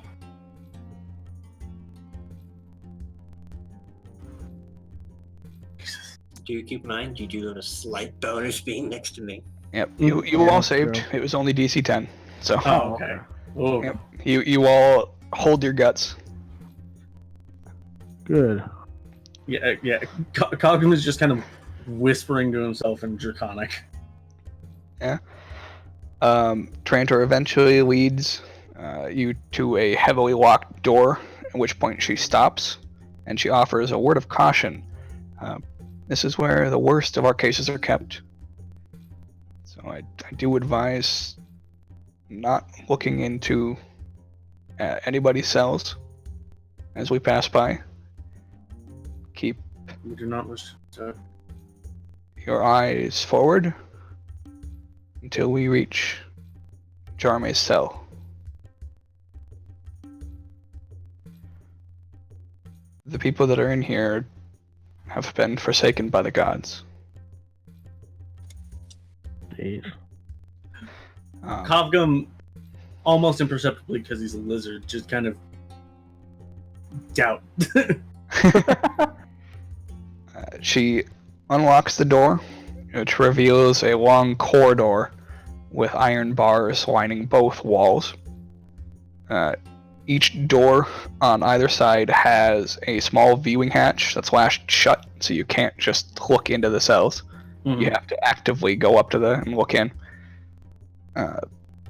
You hear, as you begin making your way through the corridor, an unnatural gurgling sound turns up from one of the cells to the right and is quickly drowned out by various voices that echo through the chamber. Trantor kind of just ignores everything as she Just just walks down the hall. The stone-faced ignorance Yep. of somebody who's dealt with this far too often. Exactly. Her pace does quicken, though, as she's hurried to get out of here. Yeah. Cogum moves to match. Yep. And she leads you to an open cell on the far end, and she ushers you inside as she also walks in. Okay.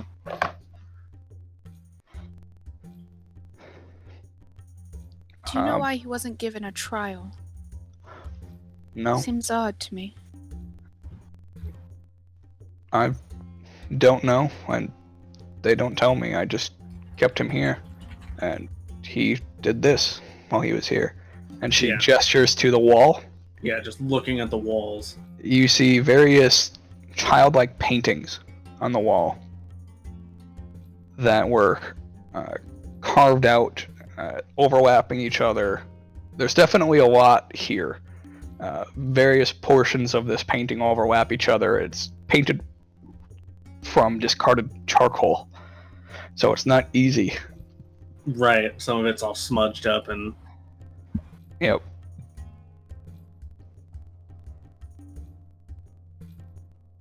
Can we make the only- anything out? Yeah. So looking at it, without making a check, you are able to discern that there are multiple depictions of a tentacled creature, like a squid or an octopus. That's the only thing you can really tell based on just looking at it from a distance. Would Kovgum's particular knowledge of things like this give him any more? Anybody that would like to can go up and make just a straight intelligence check on it. Okay. Oh, good. Or if you have proficiency in nature, Oh, I do. then you can add expertise. Oh, shit. Oh, shit. Okay, so going up for nature, that would be a plus 13 then. So I had another just plus 4 onto this nature check. Okay. Fucking really? It was plus Still 4 on top of better. that. Your expertise, and I still 14. roll higher than you. I'm gonna use the Flash Genius, so it would be a 19. Yeah. Okay. There it is. Anybody that rolls higher than a 13. Hey. Oh wow, so I didn't even need it anyways. Still. Uh, It takes Kovgum a bit. This is not his complete area of expertise. Yep. So there was 3 of you that rolled higher. Leaf, Solania, and Kovgum. Yep. Yeah. So Leaf, you're able to see that the tentacled creature is shown devouring a coastal city. Oh. The skyline very much represents the slums that you're in. Interesting. Solania, you are able to depict that the creature is shown trapped in a deep chasm or an underwater pit, with its tentacles wrapped around humanoids who are dragged down into the inky dark. Mm. And Kovgum, the tentacled creature appears to be shackled by a collar attached to a chain, with a chain held by an other creature resembling a vile, multi-tailed fish. And if you would like to, you can make an intelligence check. Okay. Just flat intelligence. Just flat intelligence. I'm already getting a lot of nopes from What? this. 23. Okay. You recognize that the creature is known as an aboleth. The multi-tailed fish. Yep. Okay. I guess you could have technically done Arcana too. But Nah. you did it anyway. Good job. I mean, if it was an Arcana check, that would be 27. Okay, yeah. Easily. You recognize it as an aboleth.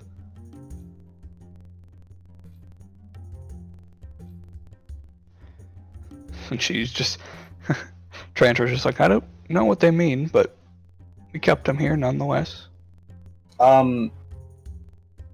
This octopus creature, it just looks like an octopus. There's nothing else to it. Yeah, it looks like an octopus. Although based on the image that either Leaf or Solanius, it was Leaf, I think. It is big enough to engulf probably the entire slums. According to the image? Yeah, Possibly. that's what it seems to depict. Yeah, but you've never heard of anything that big. Right. Just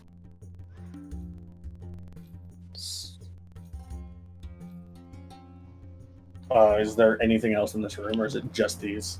It's just that and your basics of a cell. Straw bed, bucket.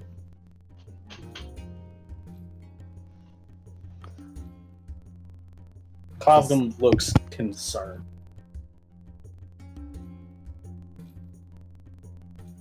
Thing beneath this. Don't. This one does not recognize this and points to the octopus. This one recognizes this and points to the multi-tailed fish. This is disconcerting.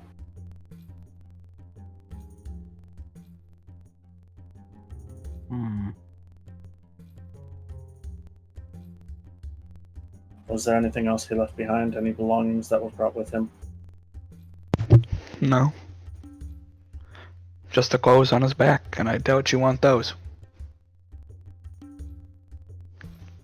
And I assume the pockets were searched and nothing was in them. Not at all. We went through all of his stuff and didn't find anything. Cochran just nods his head. This one thinks we're done here, though.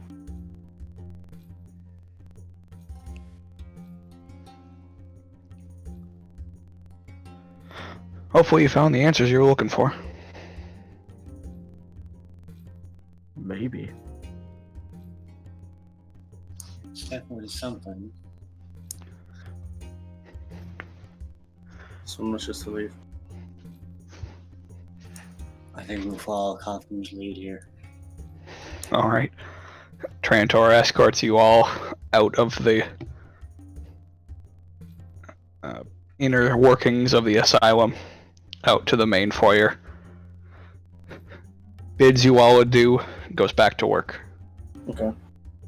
With that 27 Arcana check, technically, what did I get more than just recognizing what the creature was, or was that all I got? You just recognized it. Okay.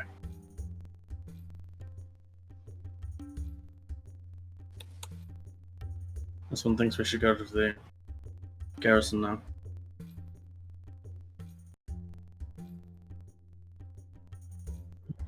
Alright. Garrison it is.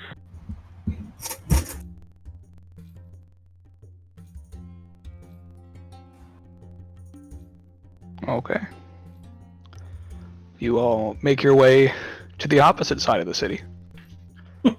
As we're walking, can we converse about what Kovgum saw in there?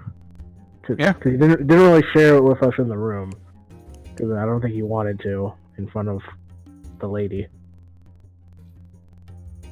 Yeah, even leaving, he still looks a little as concerned as you can look for being a lizard. So shaken, not stirred? Sure, why not? Yikes. Yeah, I'll be like, Kovgum, I wasn't able to make out everything in there, but you looked scared.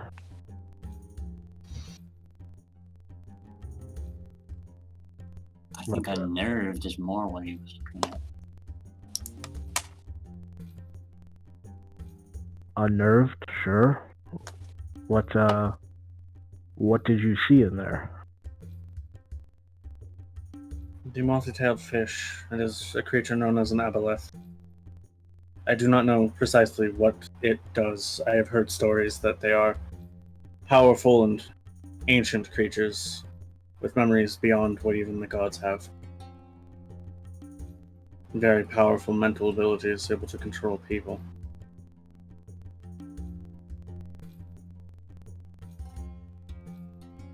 Do you think this aboleth might be the cause then, if it has the abilities to control people? This one thinks it may be possible, yes.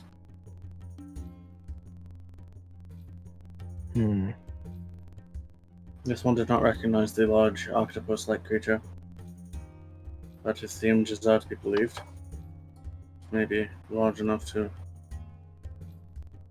destroy the entire shanty, entire slums.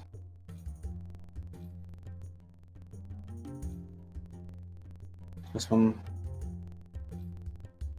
is concerned.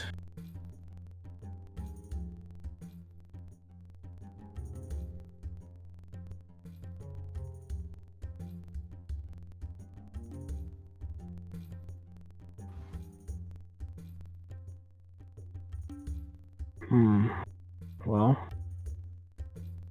maybe this constable will have more information for us then. But This one hopes so. there's a strange creature causing all this. Then maybe we can cut the head off the snake. I mean, yeah.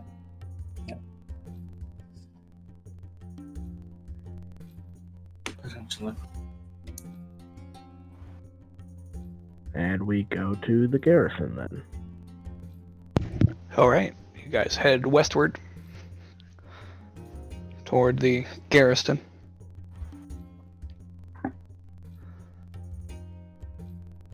You are not attacked by any other pickpockets. Good. I get the feeling I'm just feeling like the 100s just being rolled in the background. How'd you know? They're actually D4s. So you guys arrive at the garrison and are met with a few guards inside.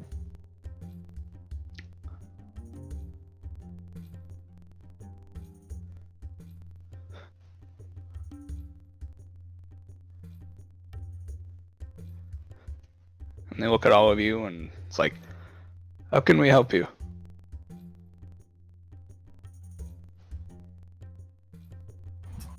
I'm terrible with names.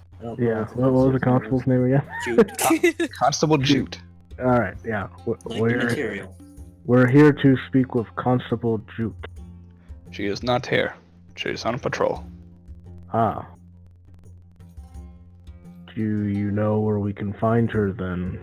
What her patrol route is? Her patrol route is random. When will she return? In a few hours. You are welcome to stay. Calvin just looks at the rest of the party.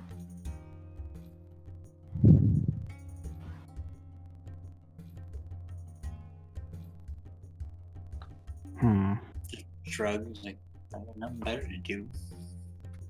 Is there any places that she frequents? No. No, there isn't, or no, you don't know? There is not. She is on patrol with 12 guards. They do not have time to frequent.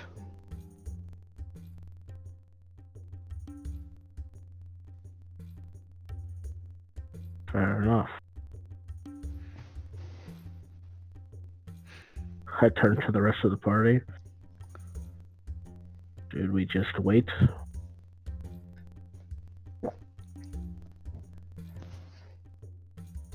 That's one thing, so we do not have much else we need to do in this time.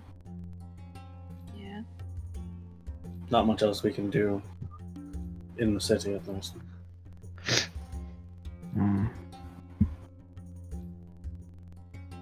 There's someone else we can talk to, but I prefer to speak with the constable first. Agreed. Do you want to wait it out? Let's wait. Alright. Okay.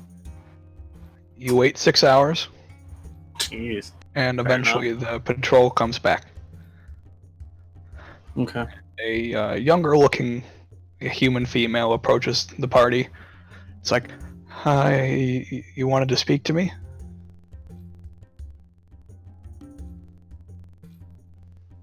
Yes. Are we just like standing in front of the garrison house? If you want to be, sure. Well, I'll ask if there's somewhere more private we can speak to her.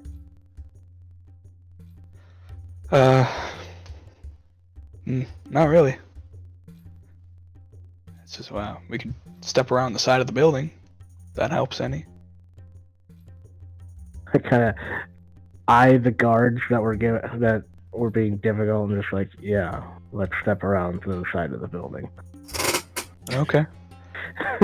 She is visibly nervous, but she cooperates.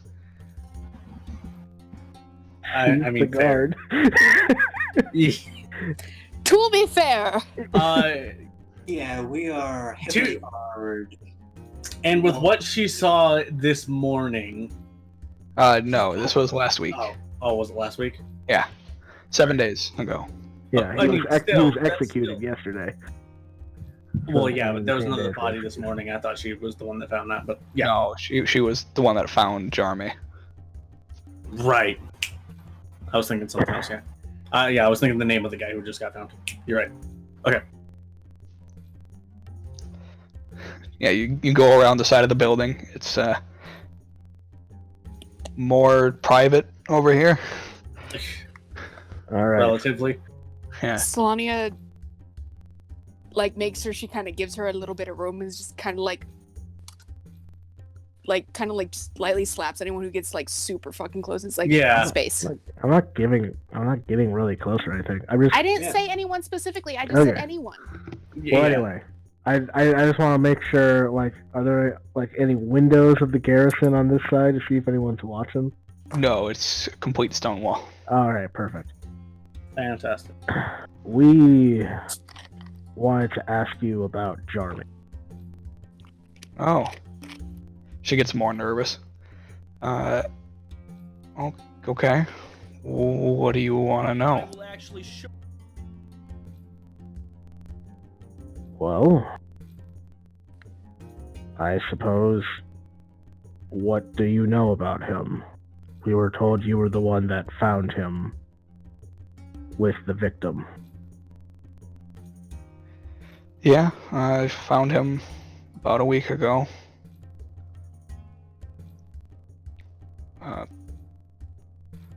Are you guys trying to make the guards look bad? No. It's nothing like that. Okay, because I need this job. I like to think I do a good job. We have no ill will towards them, no. We merely just want to see these killings come to an end. Okay, yeah, I guess there was the other one this morning, which is weird. Yeah, I found Mr. Loveage in the Hemlock Pit in the Alchemist Quarters, standing with a bloody knife in his bloody hands over a bloody, dismembered corpse. Right. Yeah, Charmy was pretty cooperative when I arrested him. Didn't fight at all. Put the knife down when he was told to. Yeah, it was weird because I didn't even recognize the person he killed. Just mutilated. This one... Very gross.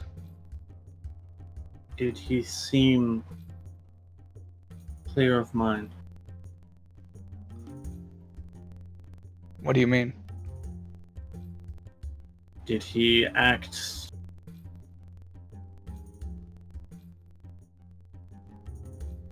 I'm just kind of struggling for words. Did he act sluggish? Yes. Unsure of what was going on? Was he all there?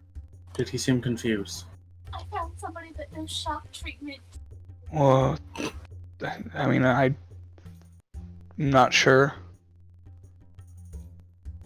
Did he say anything before or after you confronted him? He didn't say anything at all. He just told him to put the knife down. He put the knife down and told him he was under arrest and to come with me, and he just came along. Did he ever speak at any point between when you arrested him and when you lost sight of him? No. Did you hand him off to anybody before he went to the asylum, or...? No, I brought him right to the asylum myself. So Trantor would be the other person. But her and I walked him to the cell and put him in there, and that was the last I saw him. And he was silent the entire time? Yeah. Has anyone else come to speak to you about him since you arrested him? No. I want to insight the previous statement that she made. The one where she brought him there? Yeah, where he was silent the whole time. Okay, yeah, seems to be telling the truth. Okay, she just seems kind of nervous. Yeah. Okay. She's very nervous, very visibly nervous. Right.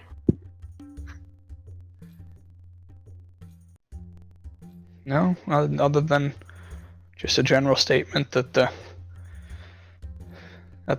Lantern Ghost was arrested and then yesterday he was killed.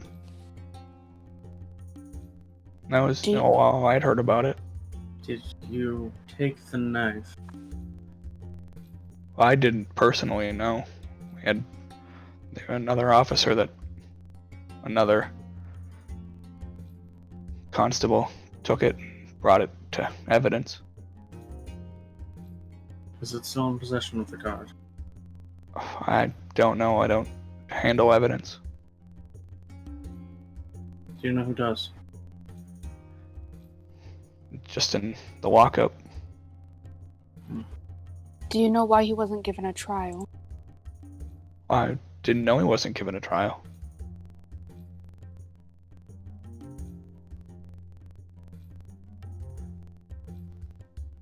What time of day is it?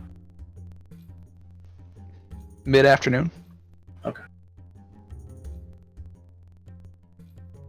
If he was May be given a able to- trial, who would have been the judge of that?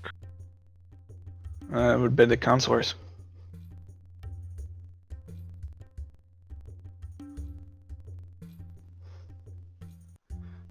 And who are the counselors? Well, there's 4 of them that run this place.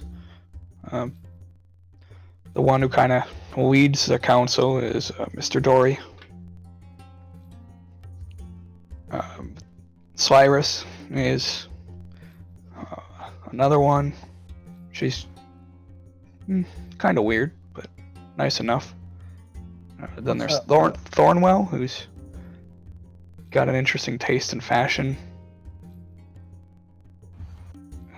And Rashlin. Rashlin's just creepy. The second one, whose name Ryan missed. Cyrus. Slyrus, okay. Yep. Weird. How so? She's just odd. Kovgum just kind of narrowing his eyes.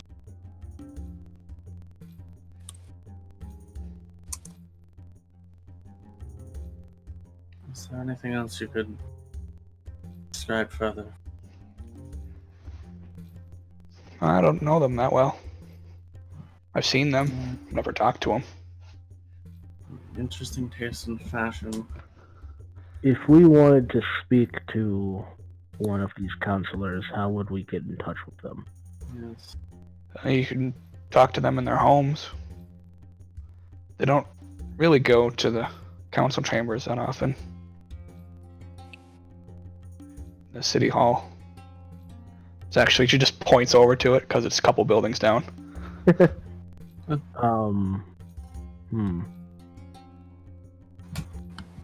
Can you tell us where their homes are then? I wish I knew. Never been there. And the only thing I can really tell you is Mr. Dory does own a warehouse up in the Alchemist District. He might be there.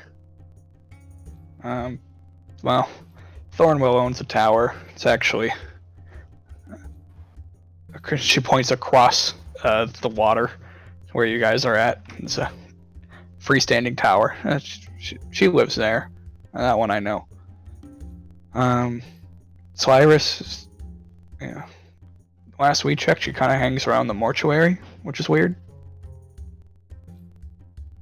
And then Rashlin owns a mansion a couple houses down from Thornwell's tower. So yeah, I guess I kind of figured that out.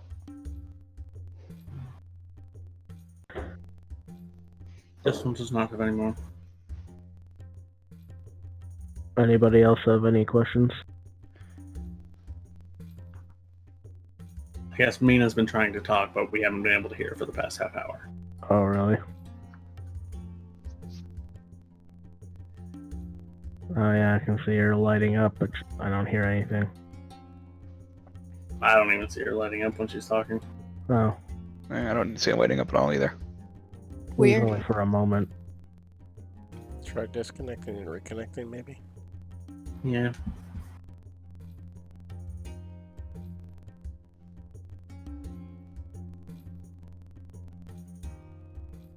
No. Okay, I can see it lighting up, but not Yeah, I here. can see it lighting up in my hearing. Thank you, Something's messed up Discord. somewhere. Fuck. I love those technical difficulties. I mean, if you just want to type, if you just type out what you want to ask, Mina.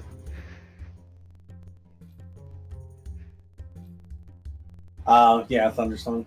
Yeah, that'll do it.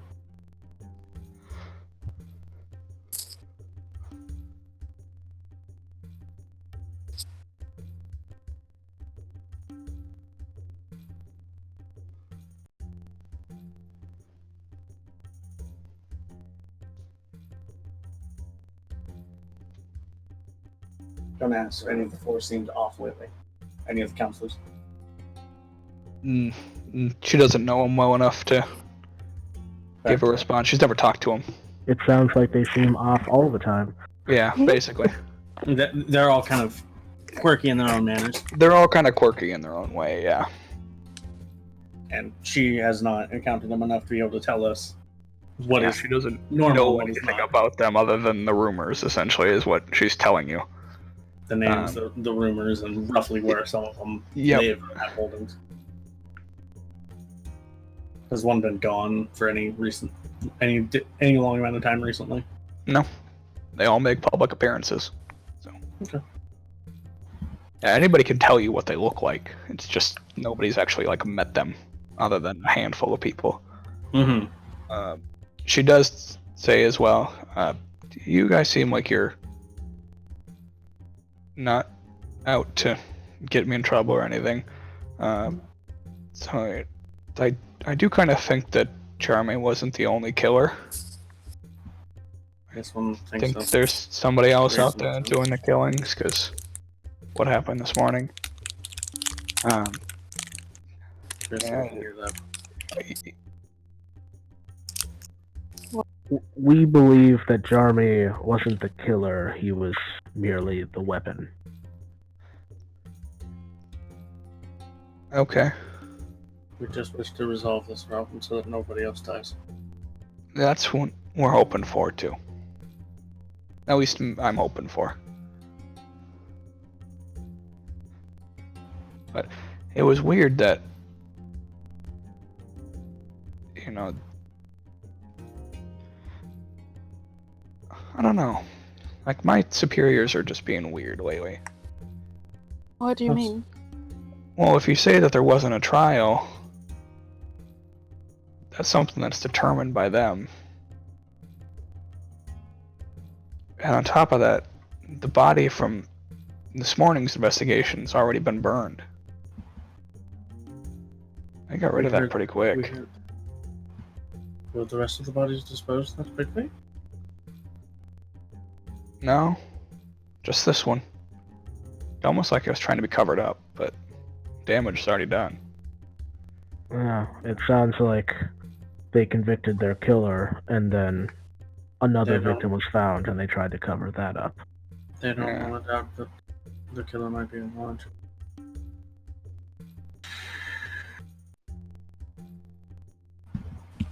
This may seem like an odd question, but there's ever any rumors or talk, something beneath the slums that you've heard?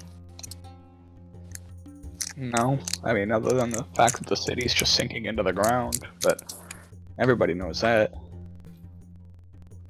This one wonders, have you heard anything strange from the fishers? No? This one heard that you do not have much time, so maybe that is why. Okay. Oh. How far apart were the two murders, in terms of location? Well, they both happened in the Alchemy District, but one of them was in the Hemlock Pit. The other one was just out in the open. Okay, and so the Alchemy District, that is where Mr. Dory's warehouse is. Yep. have they all been happening in there? And Not all of them. No, just the last two. Mrs. Dory was also the one that went to speak with him in the asylum. Yes.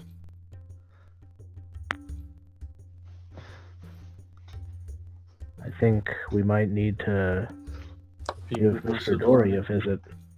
If we can find him, yes. Anyway, I gotta get back to work, but hopefully helped you.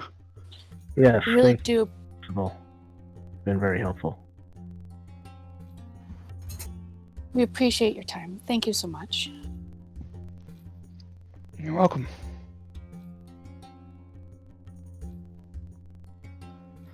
She walks off.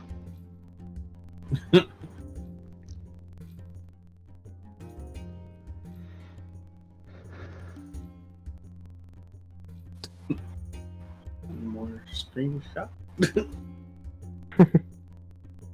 Keeping that one in mind too. I guess we'll, anybody have any other ideas, or do everybody think we should go to the warehouse? This one wonders if we should talk to the fisherman.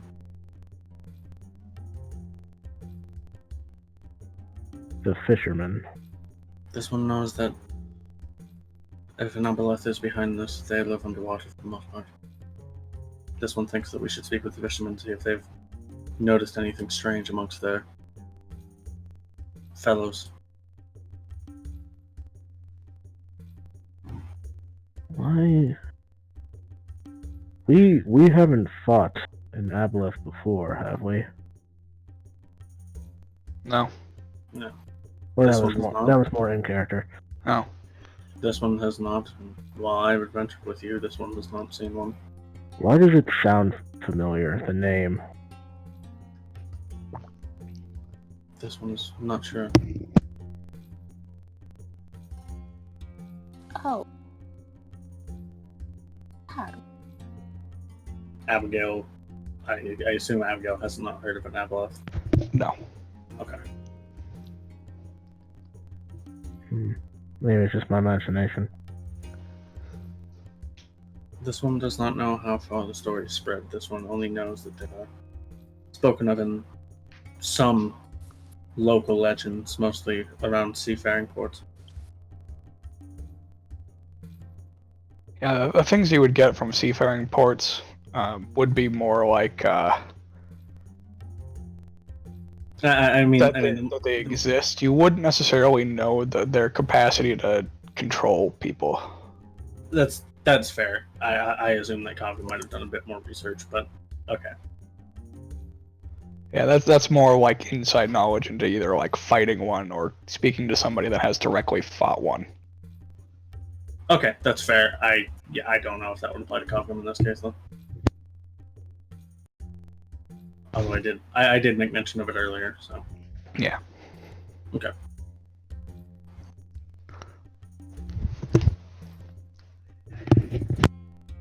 This one does not know though. We may have luck trying to speak with Mr. Doran.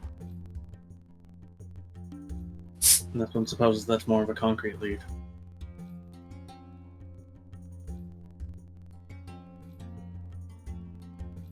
This one is fine with either option.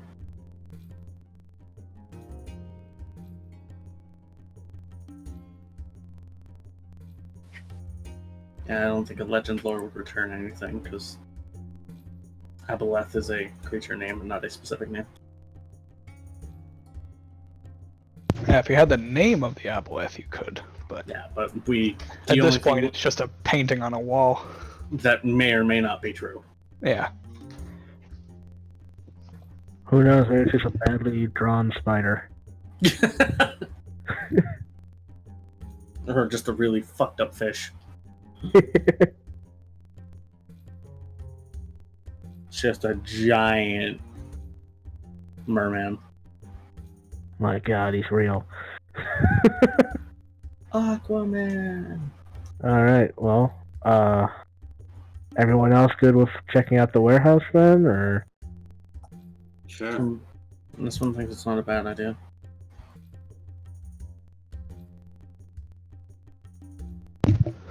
Okay. So we may want to tread carefully. Right.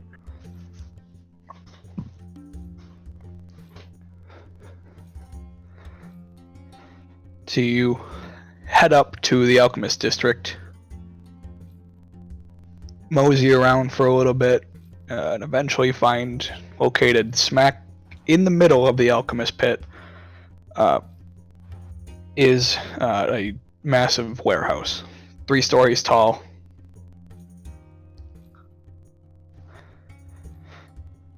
And it's fenced in. Okay. Alright. You guys are also approached by a small group of 11 beggars, urchins, who keep the distance from you. It's like, please, can you help us with food or coin? Help you find somewhere. If you need information, we can tell you. What Need to eat. What do you know about this warehouse here?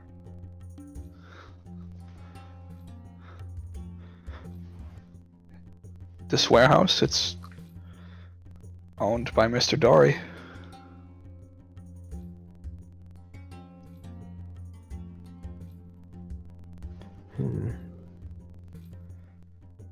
So we've seen a few people in and out of there that you could probably talk to get more information, but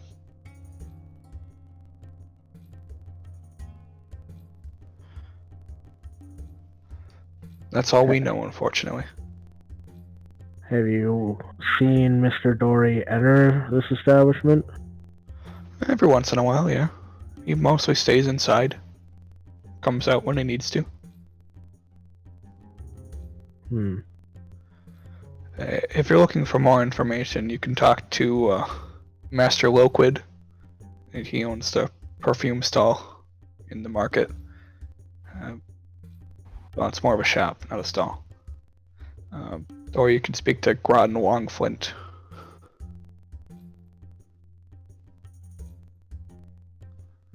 Master Loquid and Groton Longflint?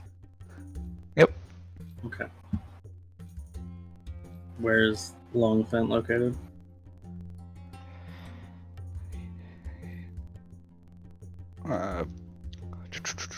She is also in the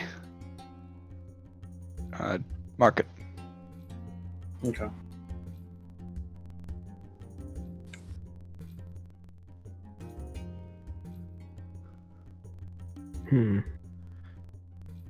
She's a gnome, so keep your eyes out. Kind of stands out. Okay. If you can spot her. She's also really good at hiding. Interesting.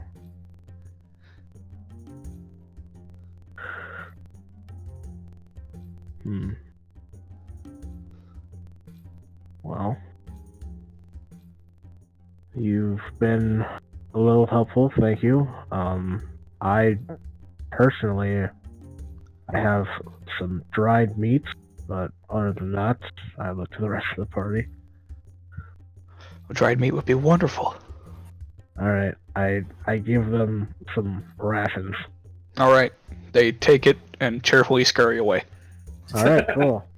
That was a much better interaction than the last group of beggars. Yes, it was. They were both useful and got what they wanted. I mean, to be fair, at least 2 different people were threatened. 3 people were threatened. Well, that within a span of like 10 minutes. They were threatened on good cause. I was like 3, and then oh yeah, Cal. How come didn't threaten? Whoa! You fired a gun In the air, trying to startle them to stop. Doesn't. That's still a threat. even if it's not aimed at the person. No one was hurt except for where the bullet came down.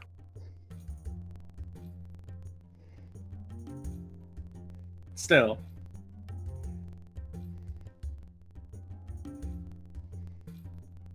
Okay, so I guess we're going to the market. Sure. All right. Yeah. You go to the market. It's not far over. And pretty easily you're able to find the perfume stall. Well, shop. Yeah. Yeah, that place.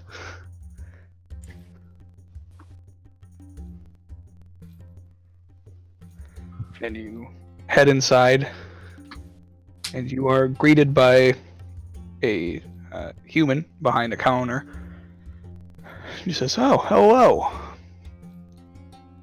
You awful. You." You awful. I know. I caught up on what I was saying. You awful people. You awfully well-dressed group of individuals. Ah, that is a much different statement. Yes, by far. You well-dressed group of individuals. Hovgum looks down to the loincloth he's wearing. Apart from you. You just made me think of like This is savage.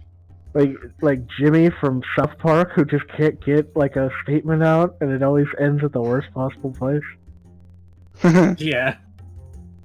You awful. Oh, man. That was more fucking the teacher from Jimmy Neutron, but whatever. Yeah. I don't want to.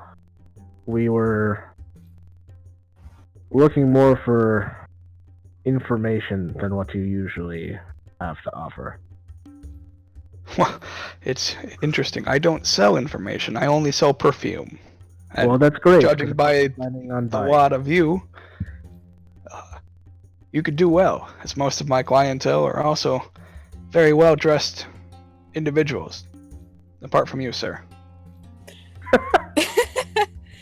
Looking over at Kovgum. Did you just assume his gender? Whose arm looks more complex than probably anything that he has in this store. He sells perfume, so yes. I know, but just like there's just the immediate Claudia distrust. just like very carefully looks at like herself with like the fucking scarf and everything's like, ma'am, I am a mess. Well, it's, I believe it's sir. This is a sir. Sir, sorry. Yeah, the gnome was. I heard very wrong. Yeah. I mean, I guess the most well dressed of us is like. I mean, Cal. The fanciest thing we have is my captain's hat. The well dressed is probably Cal. I mean, that's Yeah, not but- the other.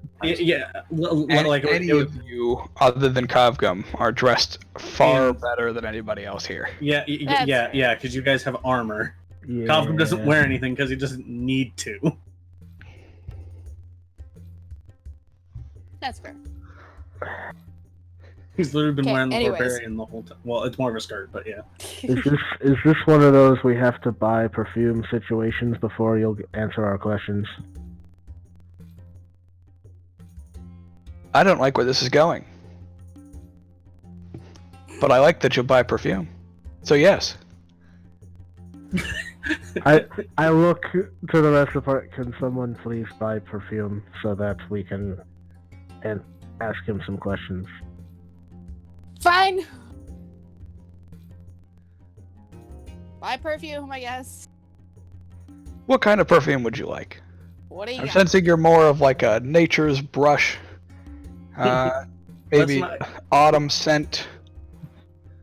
Hopefully not pigeon's poop. Out of character, let's maybe not go for the cheapest option. Let's go for like solid mint. Because otherwise he'll give us shit information. We also have oceanic sunset if you're into that. What? So, are we all having to buy this? I hope not. I don't have any money. Is it like a bottle per piece of info? He didn't I specify. fucking hope not. This one thinks you should stop talking. Yeah, don't give me any ideas. Just pop the arm off, slap gears. I've never bought perfume before. Would you like to try some? Oh no. This one will wait outside. The cough gun just goes outside with Corsham. Just outside the door. Abby also wants to try. Which one would you like to try? Flowery something? We have the Midsummer Orchid. Sure. Perfect. And he just kind of sprays a whiff of it in the air. Like, step through. She does so? Alright. It smells fantastic. Awesome. I like to think this dude is just fancy as fuck. He is better dressed than most people. Yeah, like not quite Gilmore levels of... What's the word? Yes. I think everybody pales in comparison to Gilmore. Well, yeah, no. Not quite Gilmore levels of like showmanship and just obscenity of fashion, but I mean, you could have gone gloriousness. fair. Glamour? How Yeah, that's better. Glamour. Sorry. how much for the morning orchid? This one's 1 gold for the bottle. Smells so nice. It smells like you're back at home. Oh. And that's when Saloni breaks down crying in the middle of a perfume shop. I want to go home. God damn it. We also have one a little bit more expensive called the Stench of Death, if you want that. What? I'm sorry.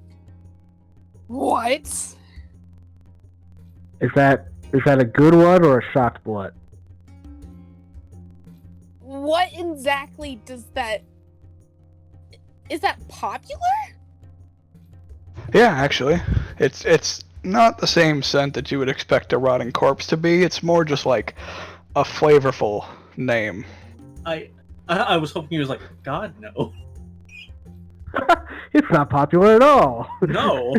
I just made it see if some sucker would buy This it. is an interesting sales technique.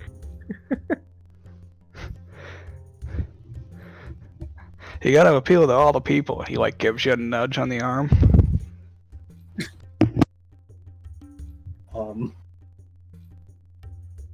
Right.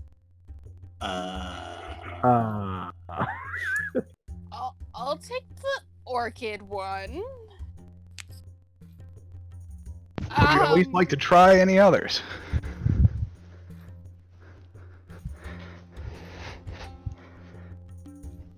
Abby, would you like to try any? She was spamming that she wants to try some, so. Yeah, so. I just asked what she wanted to try and never got an answer. Yeah, So she wants one that makes Cal Howie. Oh no, honey. Happy. No, I like Howie. Oh, Howie sounds a lot dirtier. Agreed. Yeah. Yeah, it did. Howie Mandel? What? Wow, we're gonna make Cal Howie Mandel. Oh no. He sprays the stench of death into the air, and it smells like raspberries. that's not Oh. awful, actually. Yeah, it's pretty nice.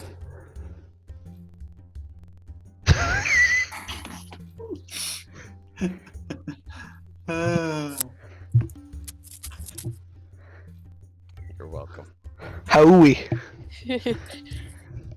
How much is that one? This one's 3 gold a bottle.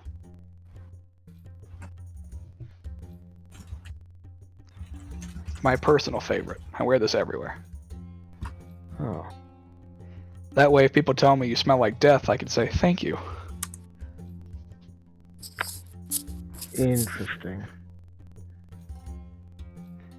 It's more of a personal brand than anything. Because have you been outside lately? It smells like death. That's actually very smart. I like the pun of the stench of death, so I'll just get both. Thank you. He passes you 2 bottles and takes your 4 gold. I'm not gonna lie, I really like the pun for that. That's pretty good. Yeah, I'm not gonna lie, that was very fun. How strong of a raspberry smell is it? It's pretty strong. You need like you're what? guessing it's to cover up the stench of death. That's fair. I like the pun for it though, so I'm going with this. I don't really know if it's a pun, but fair. It's a clever sales if you practice. Smell like death. It is a very thank clever you. sales practice. Yeah. Yeah, it's. I guess. Yeah, you guys guess this guy's been in the business for a long time. I'm not gonna argue the minutiae of it, but yeah, it's good. That's fair. Yeah, you can't. What is the lady's name again? Nah, cause I just remember the last name. Groton Longflint is the gnome's name. Yeah. Cobham's just outside, sitting on Corsham, just looking, not really trying to find. Yeah, if you're not really trying, you won't find her. Yeah, it's more just trying to keep himself busy because he doesn't want to be in there. That's fair. Awesome. Which one did Abigail want to try? I have no idea. She just had something that made cow hoppy. Gonna need to be specific. Yeah. So if she wants the raspberry, then like she can have the raspberry.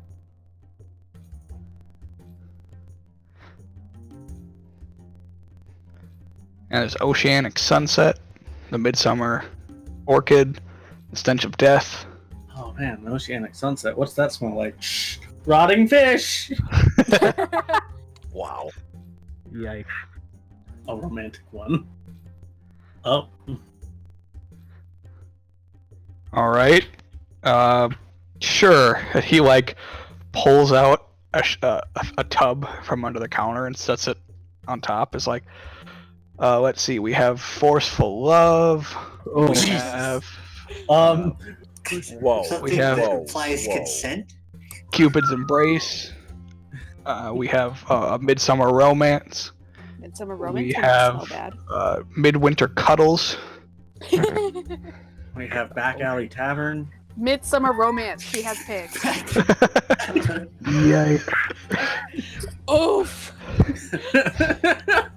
We have Battlefield Decapitation. We Oh.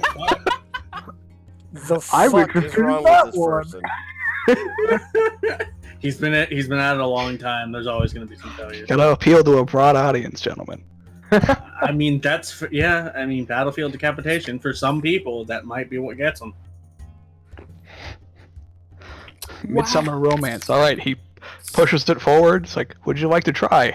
Quickly puts all the rest of them in the tub, puts it underneath. Yes. All right, sprays a whiff of it while leaning over the counter, downward. Step through. And as you step through, it smells vaguely like a rose scent. That was expected. Yeah. Midsummer Romance. It smells like watermelon. She'll take it. How much is it? 10 gold. But, damn. Oh. The discontinued, Never mind. I mean, somebody else can buy it for her. Because you're doing this romantically, we'll give you a discount. Give it to you for 6 gold.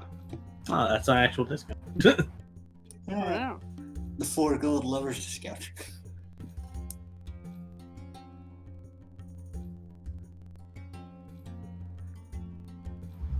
It's okay. I got my purse stolen. Cal slipped 10 in your pocket, remember? Yeah. Yeah. Solania will. Wait, hold on. She sadly counts out 6. 1, 2, 3. 4, Caleb. 1, 2, 3. Classic. Okay. Awesome. So yeah, she slowly and sadly counts 6 out for Midsummer Romance. All right. He quickly shuffles it into a bag and pushes the perfume to the edge of the counter. Enjoy. And it falls off. No, he leaves enough room at the edge. I figured. All right. Wonderful. Do you know where we could Perfect. find... Thanks for your business. No. Hmm. Yeah. Oh, there's more. Yeah, you're Right. not getting off that easily. Oh. We mentioned we have questions for you once we have bought your perfume. We have bought the perfume. Now is the time for questions. Well, I appreciate you buying before asking. How can I help you? Well, Does this man have short tongue? we were told that No, you- Nestor, he's a con man.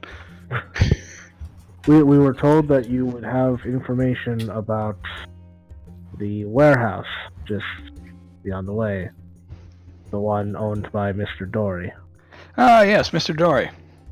I don't know much about the warehouse, unfortunately, but I do know a little bit about Mr. Dory and his very interesting sense of perfume. He has an interesting sense of perfume. Yeah, he always comes in and buys the Oceanic Sunset in bulk. The f- How Every time he comes in often? here, he never really smells of the Oceanic Sunset. He always smells of this really weird, unpleasant mildew. Somebody It's want to get not Cobb? my perfume. Yeah, Cobb comes about outside. how much is considered bulk to you? Oh, about 100 bottles a week. That is Wow. a lot.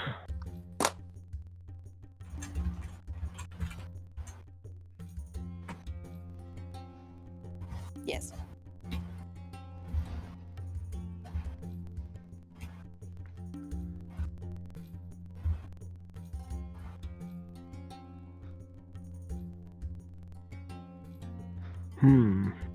Abigail, he kind of just looks down at you and goes, "My ingredients are secret, dear.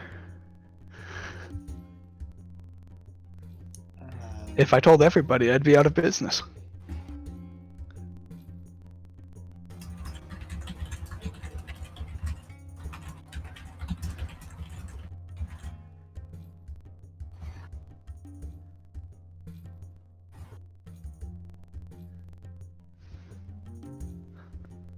Cal would go out and get Kavgum for the Yeah. questioning. Okay. I had things to say. I just didn't want to say one thing as he walked in because he wouldn't do that.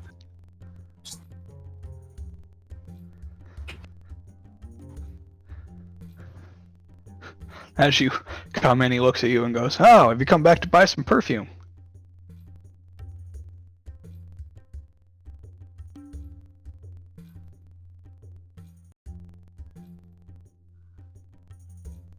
I believe he has come for the questions. Okay. Not as fun, but alright. Yeah, sorry, someone walked in right as that happened.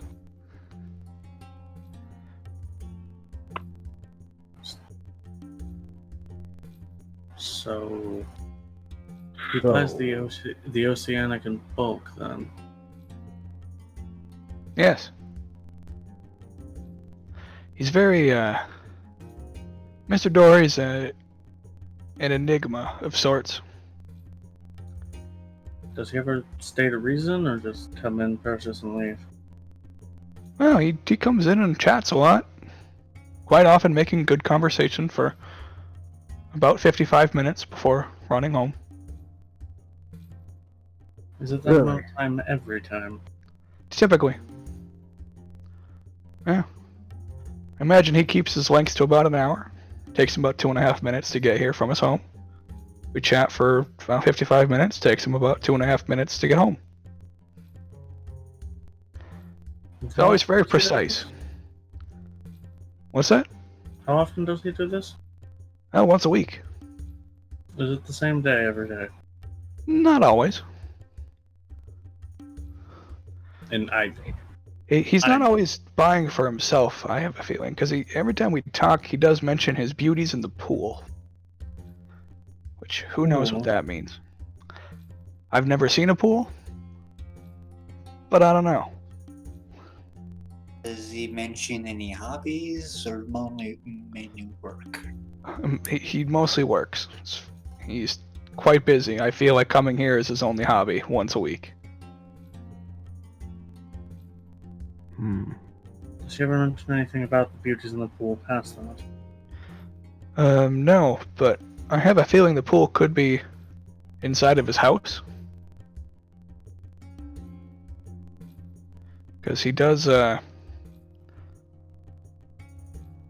no, from what the rumors have said, never seen this personally, but according to some of the rumors going around, he floods his house a little bit, just so there's water in there, and then turns the stoves on really high, like all day and all night, just to keep it hot. I don't know if it's true, Steamed? but it's weird. If it were to be true, it would be super weird. So confirmed to be working stoves in Tal'Dorei? I mean, they could just be wood fire stoves. Basically, yeah. We are new in town. Could you describe Mr. Dorei for us? Yeah, he's kind of a portly gentleman with a weird skin condition. Describe weird. That's about as good as you get. I take it that he's human. Yeah? Do you put an age? 30? 35? How potent would the smell be if he used all the perfume? In one go, potent. Smell like a tropical thunderstorm. What does the Not in a exhale good smell way. like? It's like the calm before the storm, and the calm after the storm, and the calm during the storm. You just smell like the storm. Do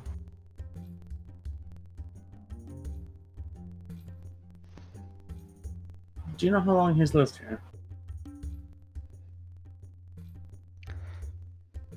No, longer than I have, at least. I've only been here for a couple of years. Came down from the city. Used to sell perfume up there. Not many people bought it. All because there's other shops. Only one down here. I was about to say, who would willingly leave the city? For profit.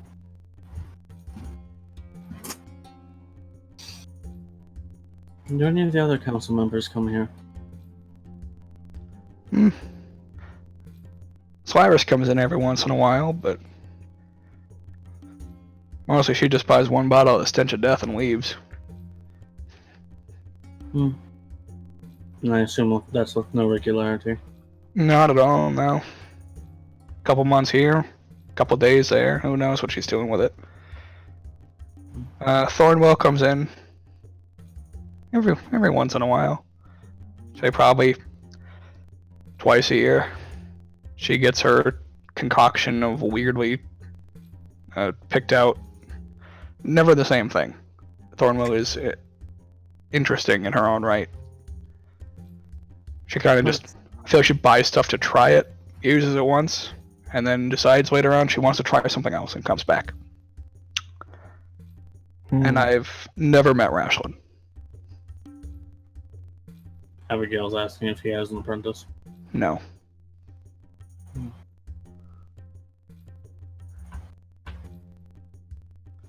He said his walk was about 2.5 minutes to and from his house from here, yes? Yeah, about. If you walk fast. I suppose that's fair.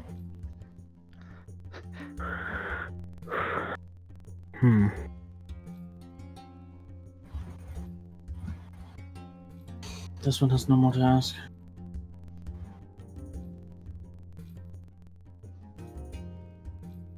No, I can't think of any other questions myself.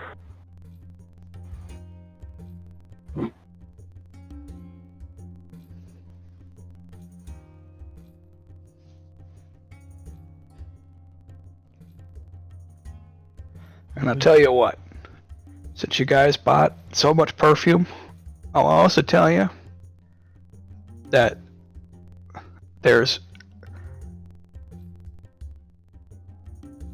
a well-guarded secret at the warehouse. It's well defended. Really? Yes. By vicious guard dogs at night. During the day, it's just a typical warehouse. You can go there. Probably won't be well received, but you can go there. Just the dock workers there, unloading boats off the day. At home, they go home, and the dogs are released.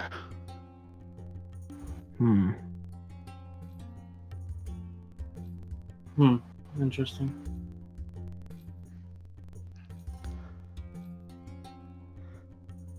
Seems interesting that it would be so guarded, but I suppose that if it's a warehouse that carries goods in and out, and considering where it is, I suppose it makes sense to have it guarded. Presents thievery.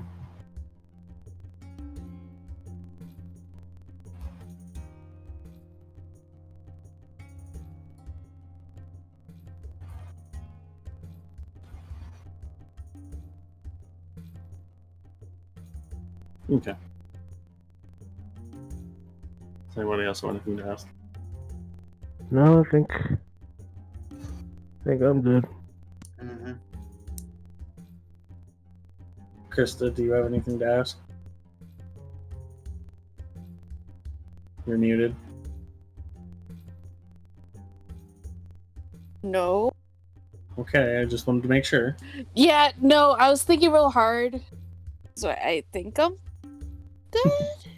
Okay. I just wanted to make sure to tell you were muted before you started saying a bunch of stuff in case. Thank you. I appreciate it. I didn't realize I was muted. So. Because you didn't unmute immediately after I asked. Yeah. Okay. Okay, so I guess next is finding Longflint.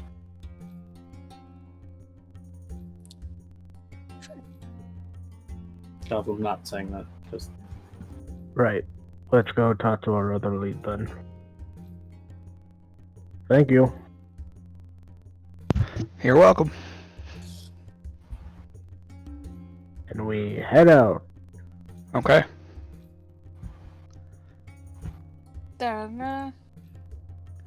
Anybody that would like to, once you get back in the marketplace, can make a perception check.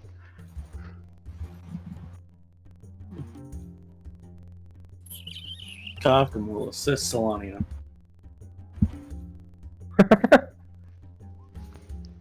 Alright, You have- Solania, you you have- have advantage. Yeah, you have advantage. Sorry. Because I have a shit perception. Oh my god.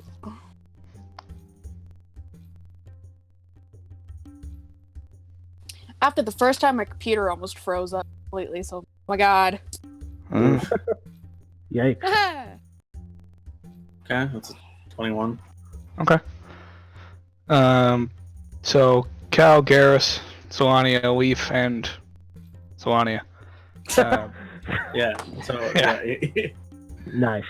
Yeah. Dodge, duck, dip, dive, and dash. Exactly. So everybody but Abigail and Kafka. Yeah, because Kavgam's helping Solania. Yeah. You see a shorter figure off standing at the entrance to an alleyway, just leaning up against a wall, just essentially flipping a knife. Oh. Just looking around. Does she seem to be like waiting for someone or just doing it idly? It's just idly doing it. Okay. Is this a message? Should I start flipping my sword around? This one thinks you should probably not do that in a public place, no. Yes, it is very packed here. might hit somebody. Yes. And with what that can do, that might not be the only thing that happens. Well, should we just go talk to her, or should we try to message her that we want to talk to her? I mean, this one assumes that if she wanted to stay hidden, she would be hidden. Well, maybe she is hidden, just hidden in plain sight, and we saw her. This one supposes that's fair. I'm asking if we should be direct or subtle.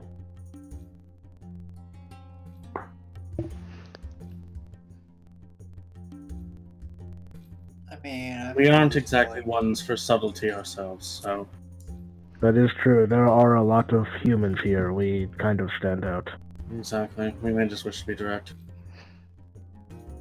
It will be easier that way, at least. We will. All right. Yeah. Let's just go walk up to her then. All right. You approach her, and when she notices you approaching her, she stops flipping the knife. She looks up at all of you and it's like, "What do you want?" Well, we have some questions. We were wondering if you would have answers. All right, step inside. This is going a lot better than the perfume guy. Yeah. And Cock she 'em, just okay. rounds the corner into a small closet with a small table in the middle. It's big How enough to fit one of you in there with her in this table. And the rest of us just like stand in the entrance. You can stand at the entrance, yeah. Yeah. But who's stepping inside? Cock 'em. All right. You step inside, and she says, "All right, close the door behind you." Okay, Cock 'em will close the door. All right. I put my ear up to the door. All right. I will give Leaf guidance. Not a very thin, or not a very like big, thick door. It's just a door. You can Right. through it pretty easily. Illusion of privacy. Great. Yeah. Yep. Basically. All right. She says, "All right, you have questions. I have answers, but I have a 100 gold consultation fee up front. All right, don't answer your questions." This one will need to acquire the gold from those out there. Do so quickly. She says she wants 100 gold. Does anybody have 100 gold? Kovgum pulls out the little garage door opener, puts it under his chin, and messages Garrus the exact same information that was just told.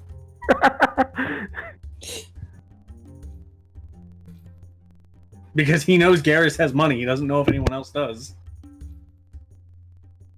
I will spot him the coin. Okay. So just Kovgum looks out, holds his hand out, waiting for the gold. High five. yeah. Leaves high five and then the gold, I imagine. Bring it back in, set it in front of her. You set it on the counter. She takes it, opens up the pouch, counts it all pretty quickly. So, all right, close the door. Door closes again. All right. Ear to door again.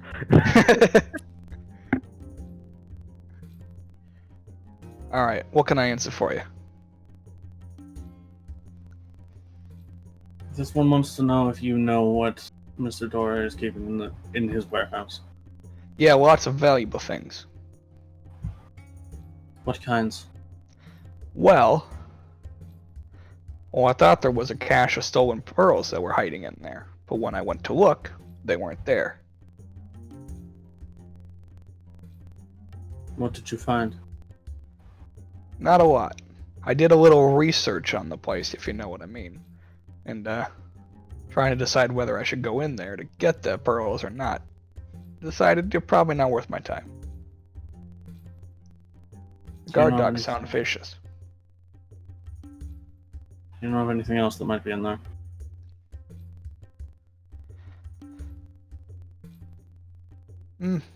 Well, I mean, there's a lot of people. A lot of some other things, at least. there was a sighting that I saw a few nights ago when I was scoping the place out, doing a little bit of research. And apparently there's creatures that watch the place that they're kind of like part human, part fish.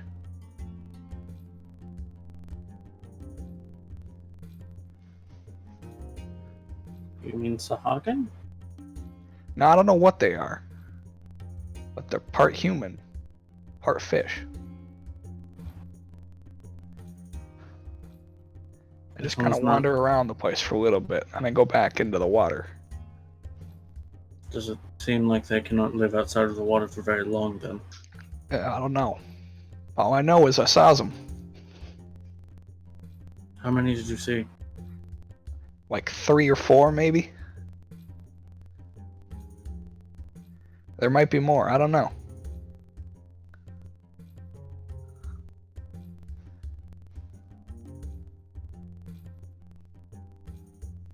Do you know what kind of shipments Mr.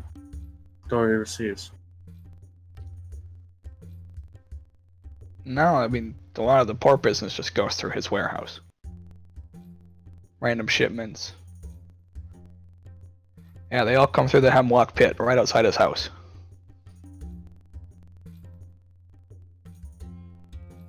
I see. I'm relaying all of this information Yeah. to the rest of the party. Now, I do have a little bit more information, but it requires an extra bit of cut.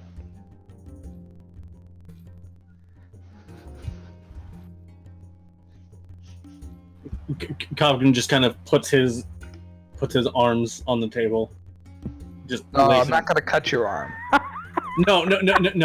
More like lacing them over, and kind of like telling her to go on. I also thought that's where you were going with that, right? No. Yeah. If he thought that, he would put the metal arm on the table Yeah. because that one doesn't feel. Now, if we have an agreement, I'll share with you this extra piece of information. This one wants to know what the agreement entails before. The agreement is, if you find anything worth value in that warehouse, should you go in there, I want 30%. It's my take for telling you the information.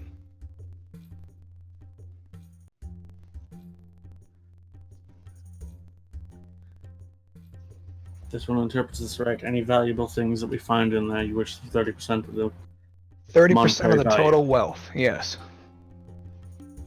Comes back to me in my humble abode.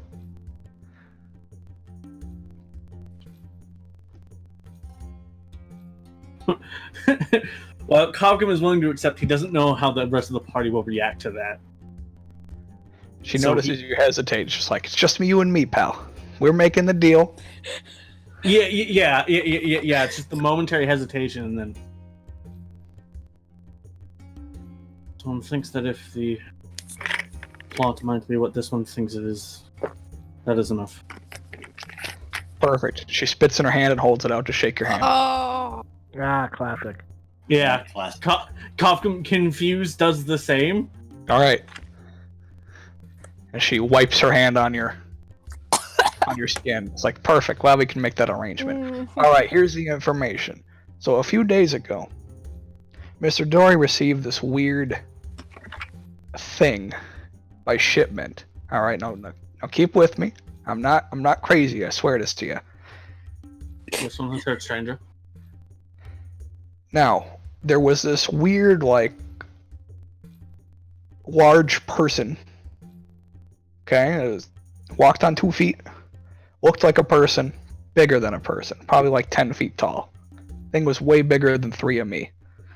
And it was made up of fish parts with a woman's face. It was the weirdest thing. Yeah. I wonder if it might be some kind of fishy flesh golem then. Yeah, I don't know what it was, but it was like 3.5 of me and was ugly as sin. Is it in the warehouse then? I'm guessing. I have no idea where it came from. But there's no other place it could have gone unless it went out at night. You can do a lot of things under the cover at night.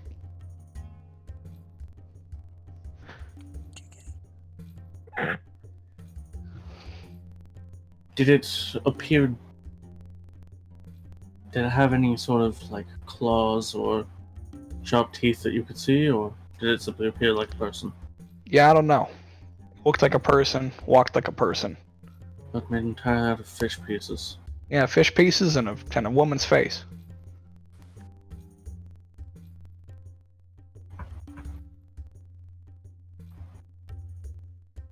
Is there anything else you can tell me then?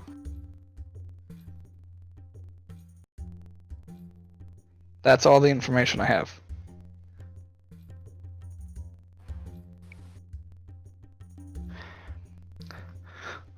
Thank you for your business. Glad I can consult you. Have fun on your raid. Kovgum nods. And remember, 30%. If you don't have it for me, I'll find you. And I'll cut off your other arm.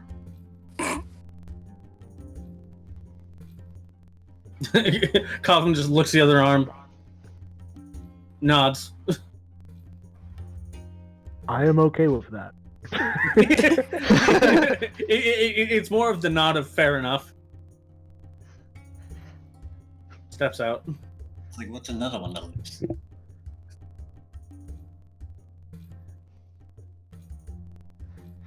Okay. Since Leaf was relaying information, I don't have to explain anything. Yeah. But there is like a very awkward point where you go to open the door and I just completely like are still there. Like, oh shit, sorry. Yeah.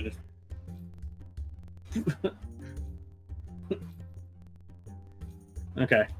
Yeah, you guys heard everything. She's not quiet in her speaking.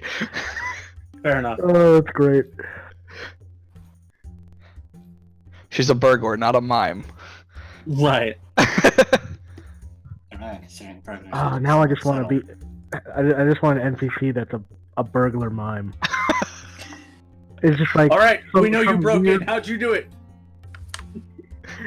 Just some weird form of magic where it's like what they mime is real. Just arcane trickster rogue mimicry. Yeah. You can do a Kenku arcane tricks. Oh god. Just mimics a fire and a firebolt. Oh god.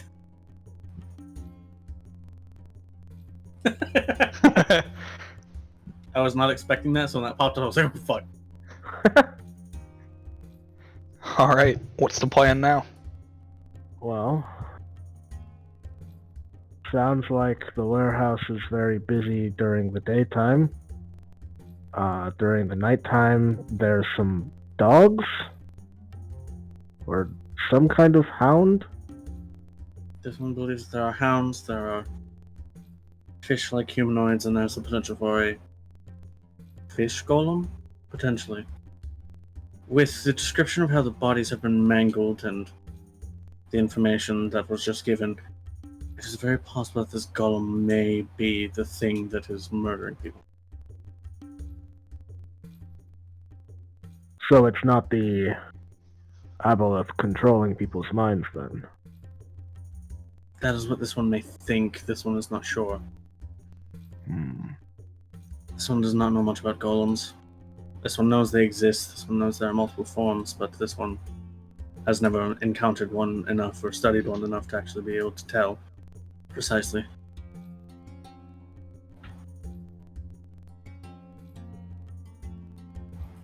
This one knows at one point the architect made one smaller version and then abandoned it, and that is where some of the pieces of Corsham come from, but again, this one did not have time to study it.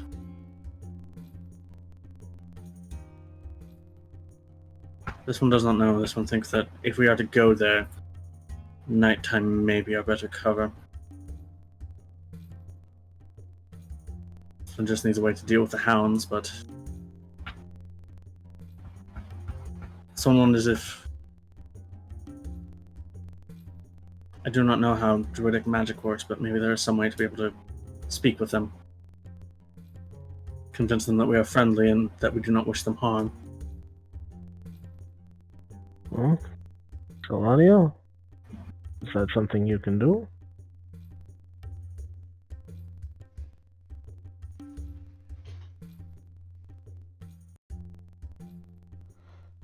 Cares to mute it again?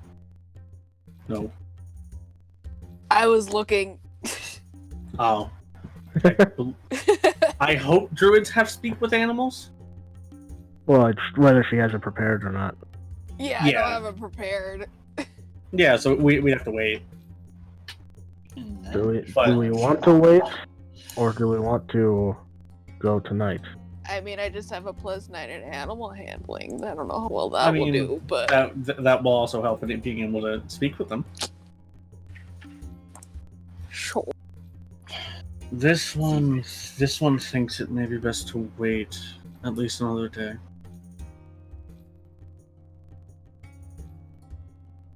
Hmm. That would give us time to, or at least some of us time to prep. Yes.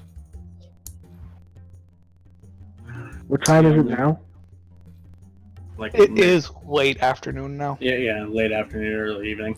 Well, what if we go rest now, and then before dawn we head, like at 3 in the morning or something? This one does not know if that gives us enough time to escape under cover of night as well. We do not know how long we'll have to spend in there. It is winter. True, it is winter. Yeah. It's fair. There's no snow here because it can't stay. But Right. It's also just probably really gross anyway.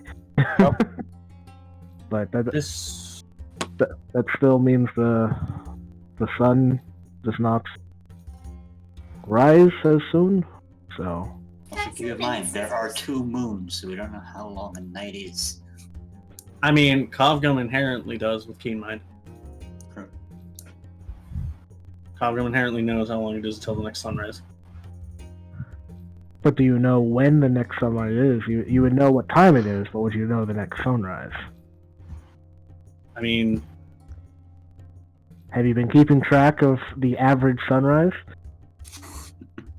no, but I can say how close we are to one if we go in the middle of the night Right. and keep track of time that way.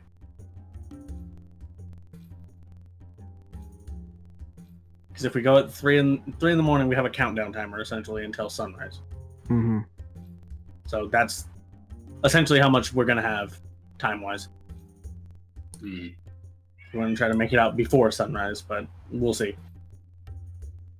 This one supposes that may be our best shot.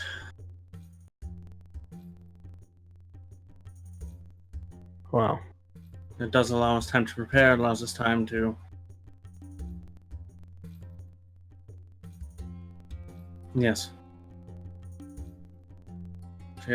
If we do wait another true day, there will be another person that will be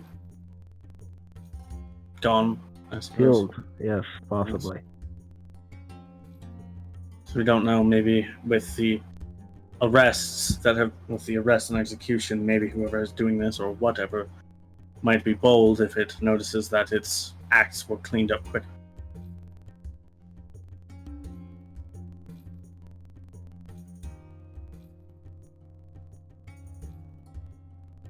I think we should probably take whatever little hours we have remaining of light to try to just look around the place, try to find just some kind of entrance. well, by now it's just getting dark. Okay, fair enough.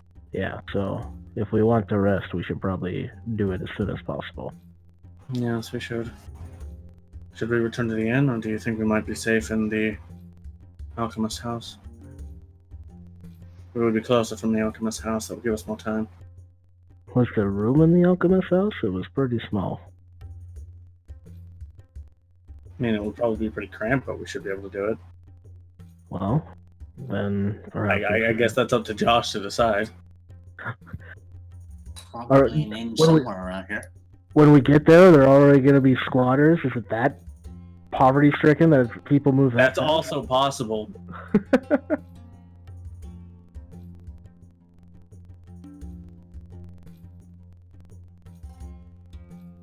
You'd have to go there to find out. Yeah, I guess we would. Well, Probably like a shitty inn somewhere around here. I don't trust the inn in this place. This one does not either. Let's try the alchemist house, and then if someone is squatting in it, then we can just kick them out, saying that he left his house in our care while he was gone. Because it's partially true. He left something in our care while he was gone.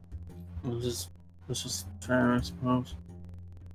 There's also another thing. At dawn, I have a 50% chance of growing full beard, so we'll know if we're there yet. Yeah.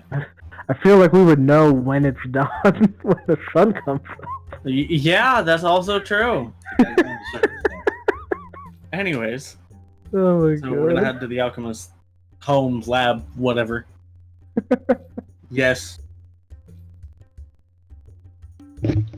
Alright, you get there, and the door's locked.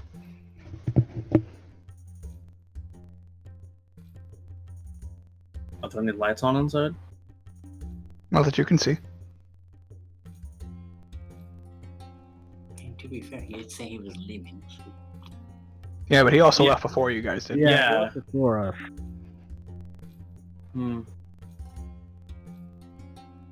Well.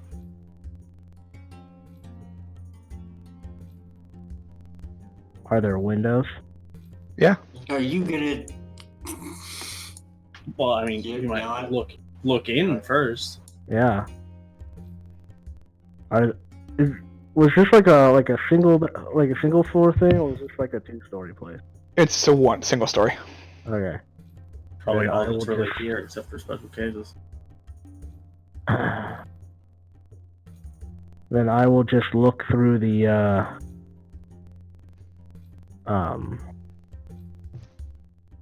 Window? window just to see who's in there. Okay. You peer through and don't see anybody. All right. I'm stupid. What?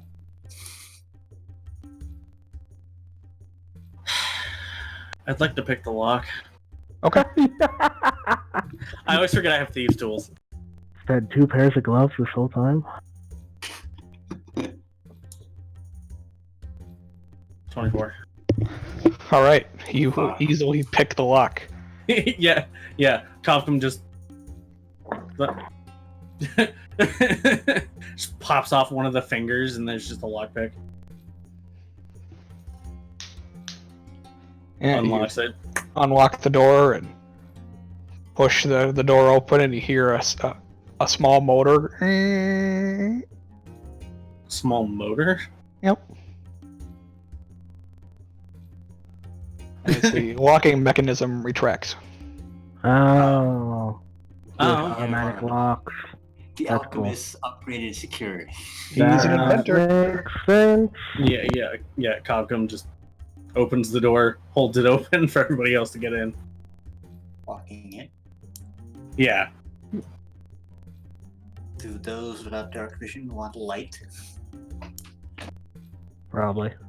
I will find an object and just put some light on it. No, or Abby can cast dancing lights, either or. Alright, you cast dancing lights, and for a minute, it's pretty well lit in here. Then I will do for the next hour a light catcher. Okay. Okay. So we have both lights. It's really well lit in here. Okay.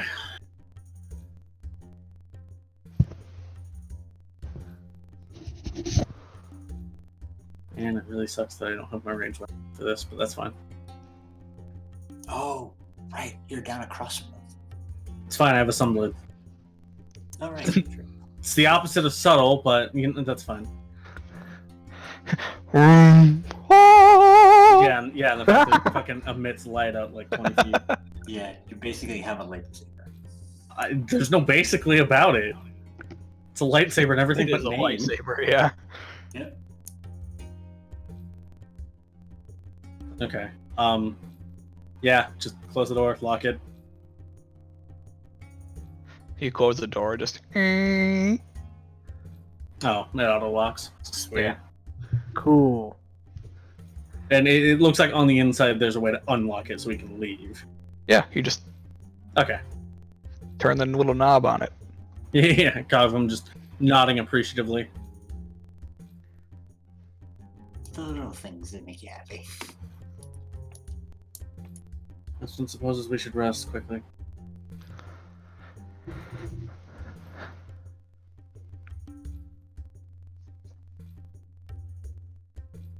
All right. You guys rest for the night. Getting in just enough sleep to not be exhausted. Yeah. Enough to count as a long rest. And you wake up in the dark of night. Yeah. Change out some spells real quick. Same here. There is not enough room for you to cast a bubble in this building. Yeah. You are all crammed in here. Yeah, there's just enough space for us to rest. Not comfortably, but Not comfortably at all. You rest. That's.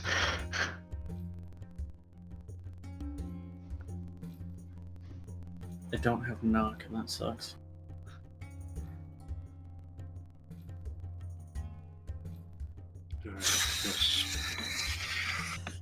Yeah, with all the books and stuff, like you guys essentially to rest, you'll have to lay the books out evenly across the floor so you can have a flat surface to sleep on. Oh, nice. Shit. I don't know what to take, and that's the fucking problem. No, I think, for once, I think Unseen Servant might be useful. It very well could be. Yeah, I mean, it's on the Warlock's list. So. Yeah, true. Thank you, spell versatility.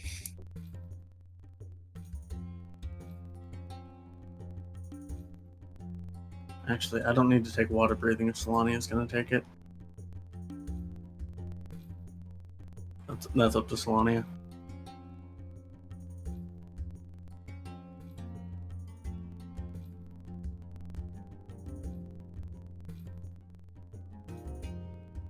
Just in case, dispel magic.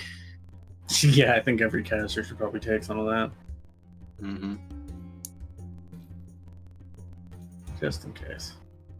I'll do my less subtle. I'll do my more subtle smites. Yeah, not thunderous. Yep.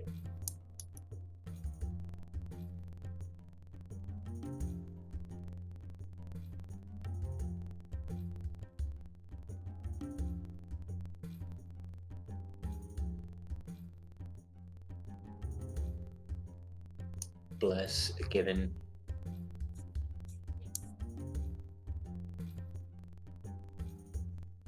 Let's see what I want to do.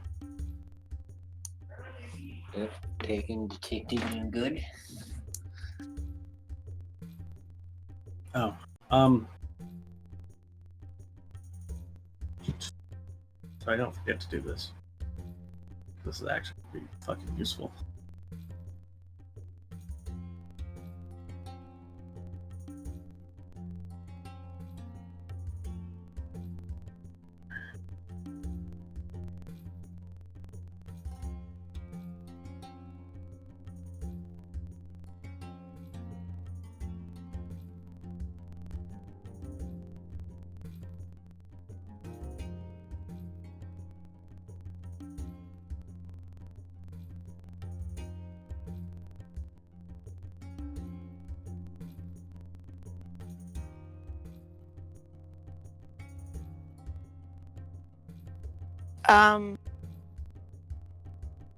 What's up?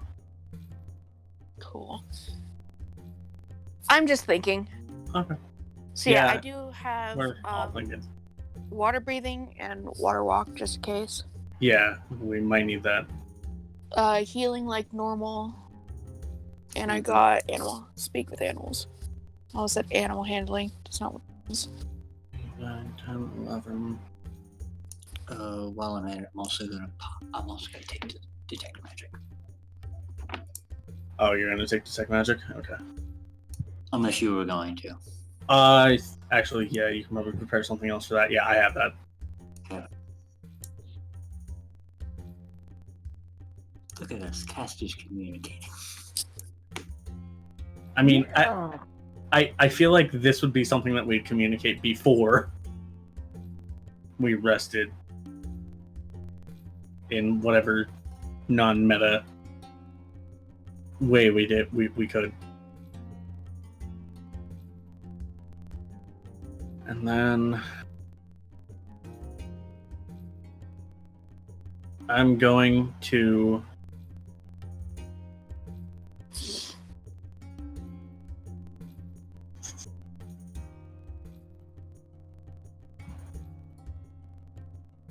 that's not about me. Shit. Okay. Giving you guys time to prepare your spells for the day. Are you going straight for the warehouse? Yeah, sure. Okay. Yes. I need to do something.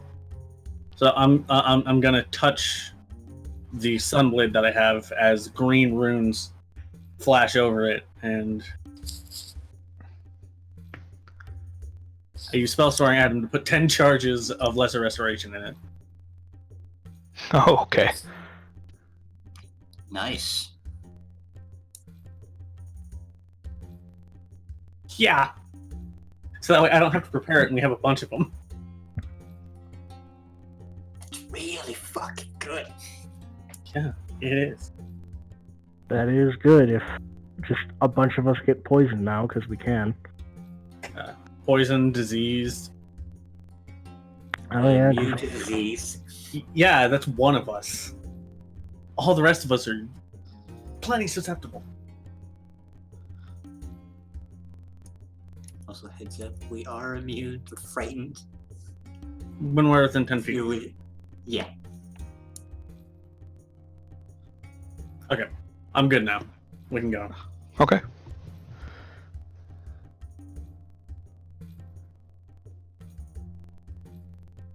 And you guys go to the warehouse. You arrive outside the front gate. It's barred. You can see through them. You see Mr. Dory's 3-story stone warehouse, roofed with slate and dotted with iron-barred windows. So there is a black gruel that covers the entire warehouse. Kind of some of the stuff that's just billowing out from the alchemy labs and resting on the warehouse. Looking behind, you can see behind the warehouse spreads a gray-green pit of mud. A huge rickety crane protrudes from the far wall of the warehouse. Its limbs are rusted and bent, and dangling from the crane is a massive ship that is hanging 50 feet above the mud pit. Damn. The hull of the ship is dripping. Yeah. As though it's just been taken out. Presumably. Maybe. Is this warehouse at a dock? It's next to a mud pit, Oh. which Huh. Kovgum would have learned is called the Hemlock Pit, Yeah. Right. which is where the murder took place. Jarme's murder. Right. Mm-hmm.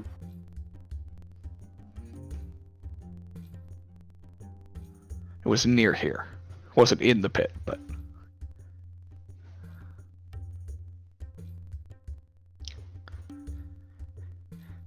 Yeah, Okay. there's an iron gate in front of you.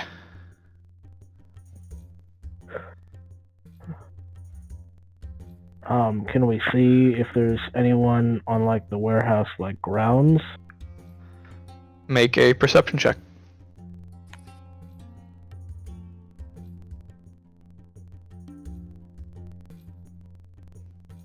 forget, how many of us don't have dark vision? 9. Just the halflings. Just the halflings? Okay. Yeah, I'm gonna cast dark vision. Just do it twice, so everybody has dark vision now. Okay. Thank you, belt. Yeah, just basically before, like, as we get close, just hand them each a pair of contacts, essentially, and just these will help you see in the dark.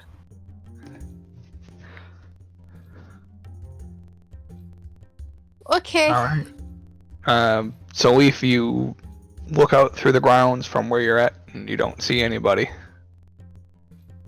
I don't see anyone. Does anybody else see anyone? Look.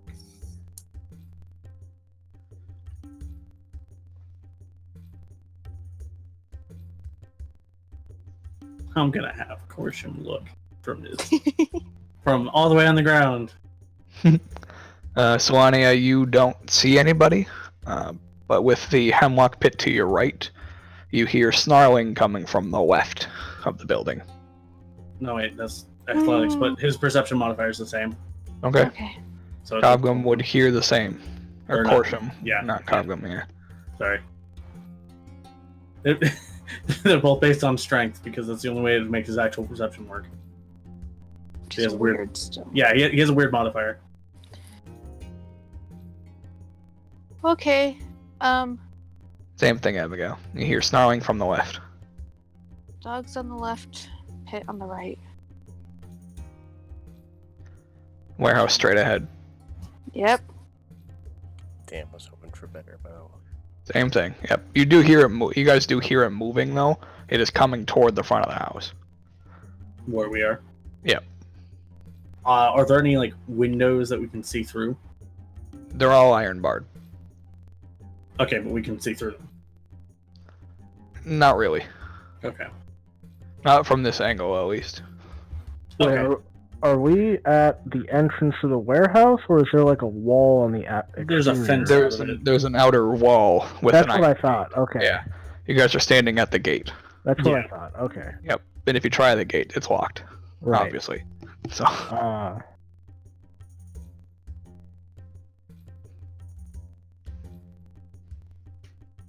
Should we hide then with these things coming near? Like, hide on either side of the gate so that they can't see us?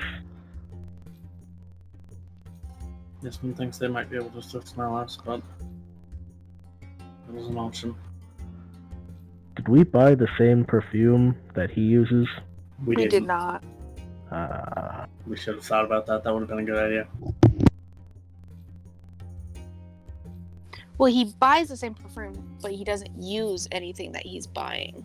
Right. As but far if as he- we know, so- yeah. If he's using the perfume to cover up the stench of this place, then if we make ourselves smell like this place, then animals wouldn't be able to smell us.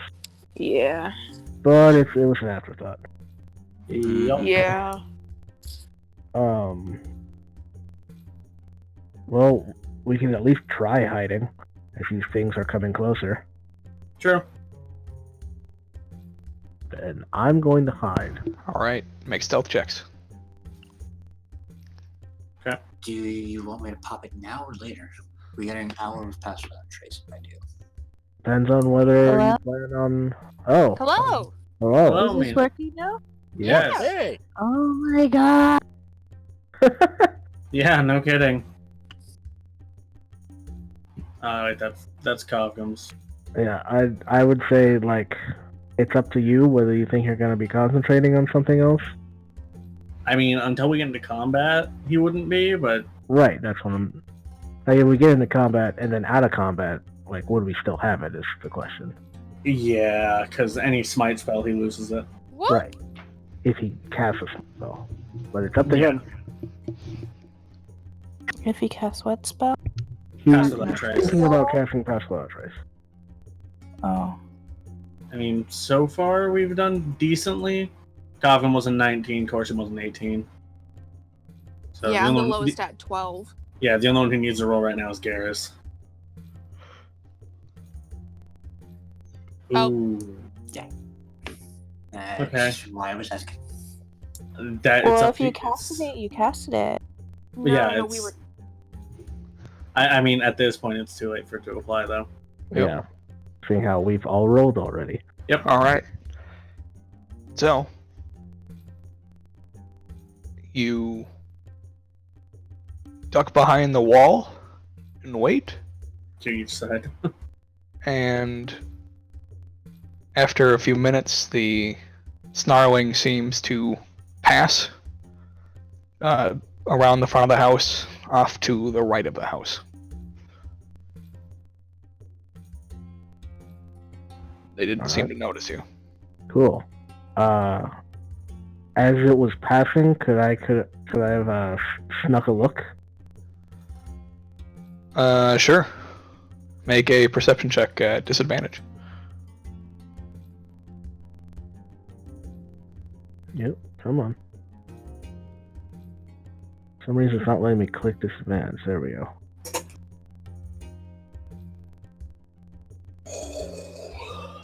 All right. Yeah. From what you could see, they looked like big dogs. All right. So, Like- many? There's at least 3. Minimum. It's better than no idea. Yeah. So Anna, your passive perception for hearing would be able to detect essentially 12 feet. So 3 Oh, that's how. dogs. Yeah. Oh, okay. Yep. I was like 12 feet. I was scared for a second. Yeah. I'm like, wait, think about I that. thought I it was was like, the I'm out of size. here, guys. Yeah. 12 steps.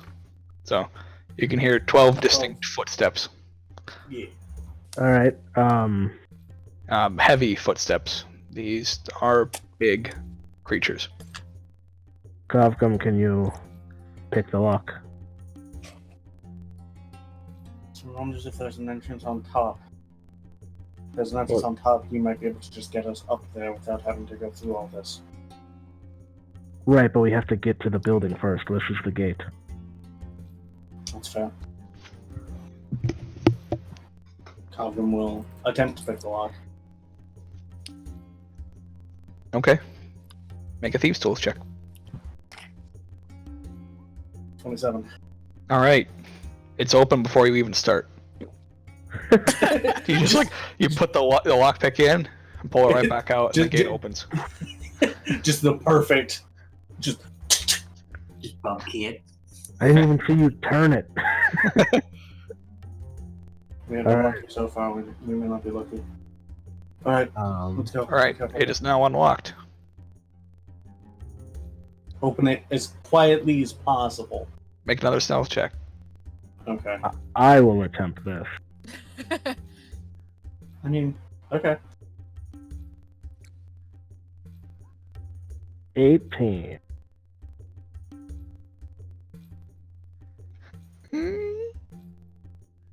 Makes a slight sound, but nothing seems to be drawn to it. Is your Okay. little the sound it makes? Yep. Yeah. Just a slight high-pitched sound that could easily be mistaken for just the gate moving for some reason. And please close the door behind you guys. Yeah, because we don't want to be the people who let the dogs out. Yikes. Alright, go, go, go, go, go. Are you Close guys but being not match it. stealthful as you move across the yard? Yes. Yeah. Alright. Need another round of stealth checks then. Alright, here Alright. comes the pass without the trace. Oof. 12 Huh, for top, Good thing.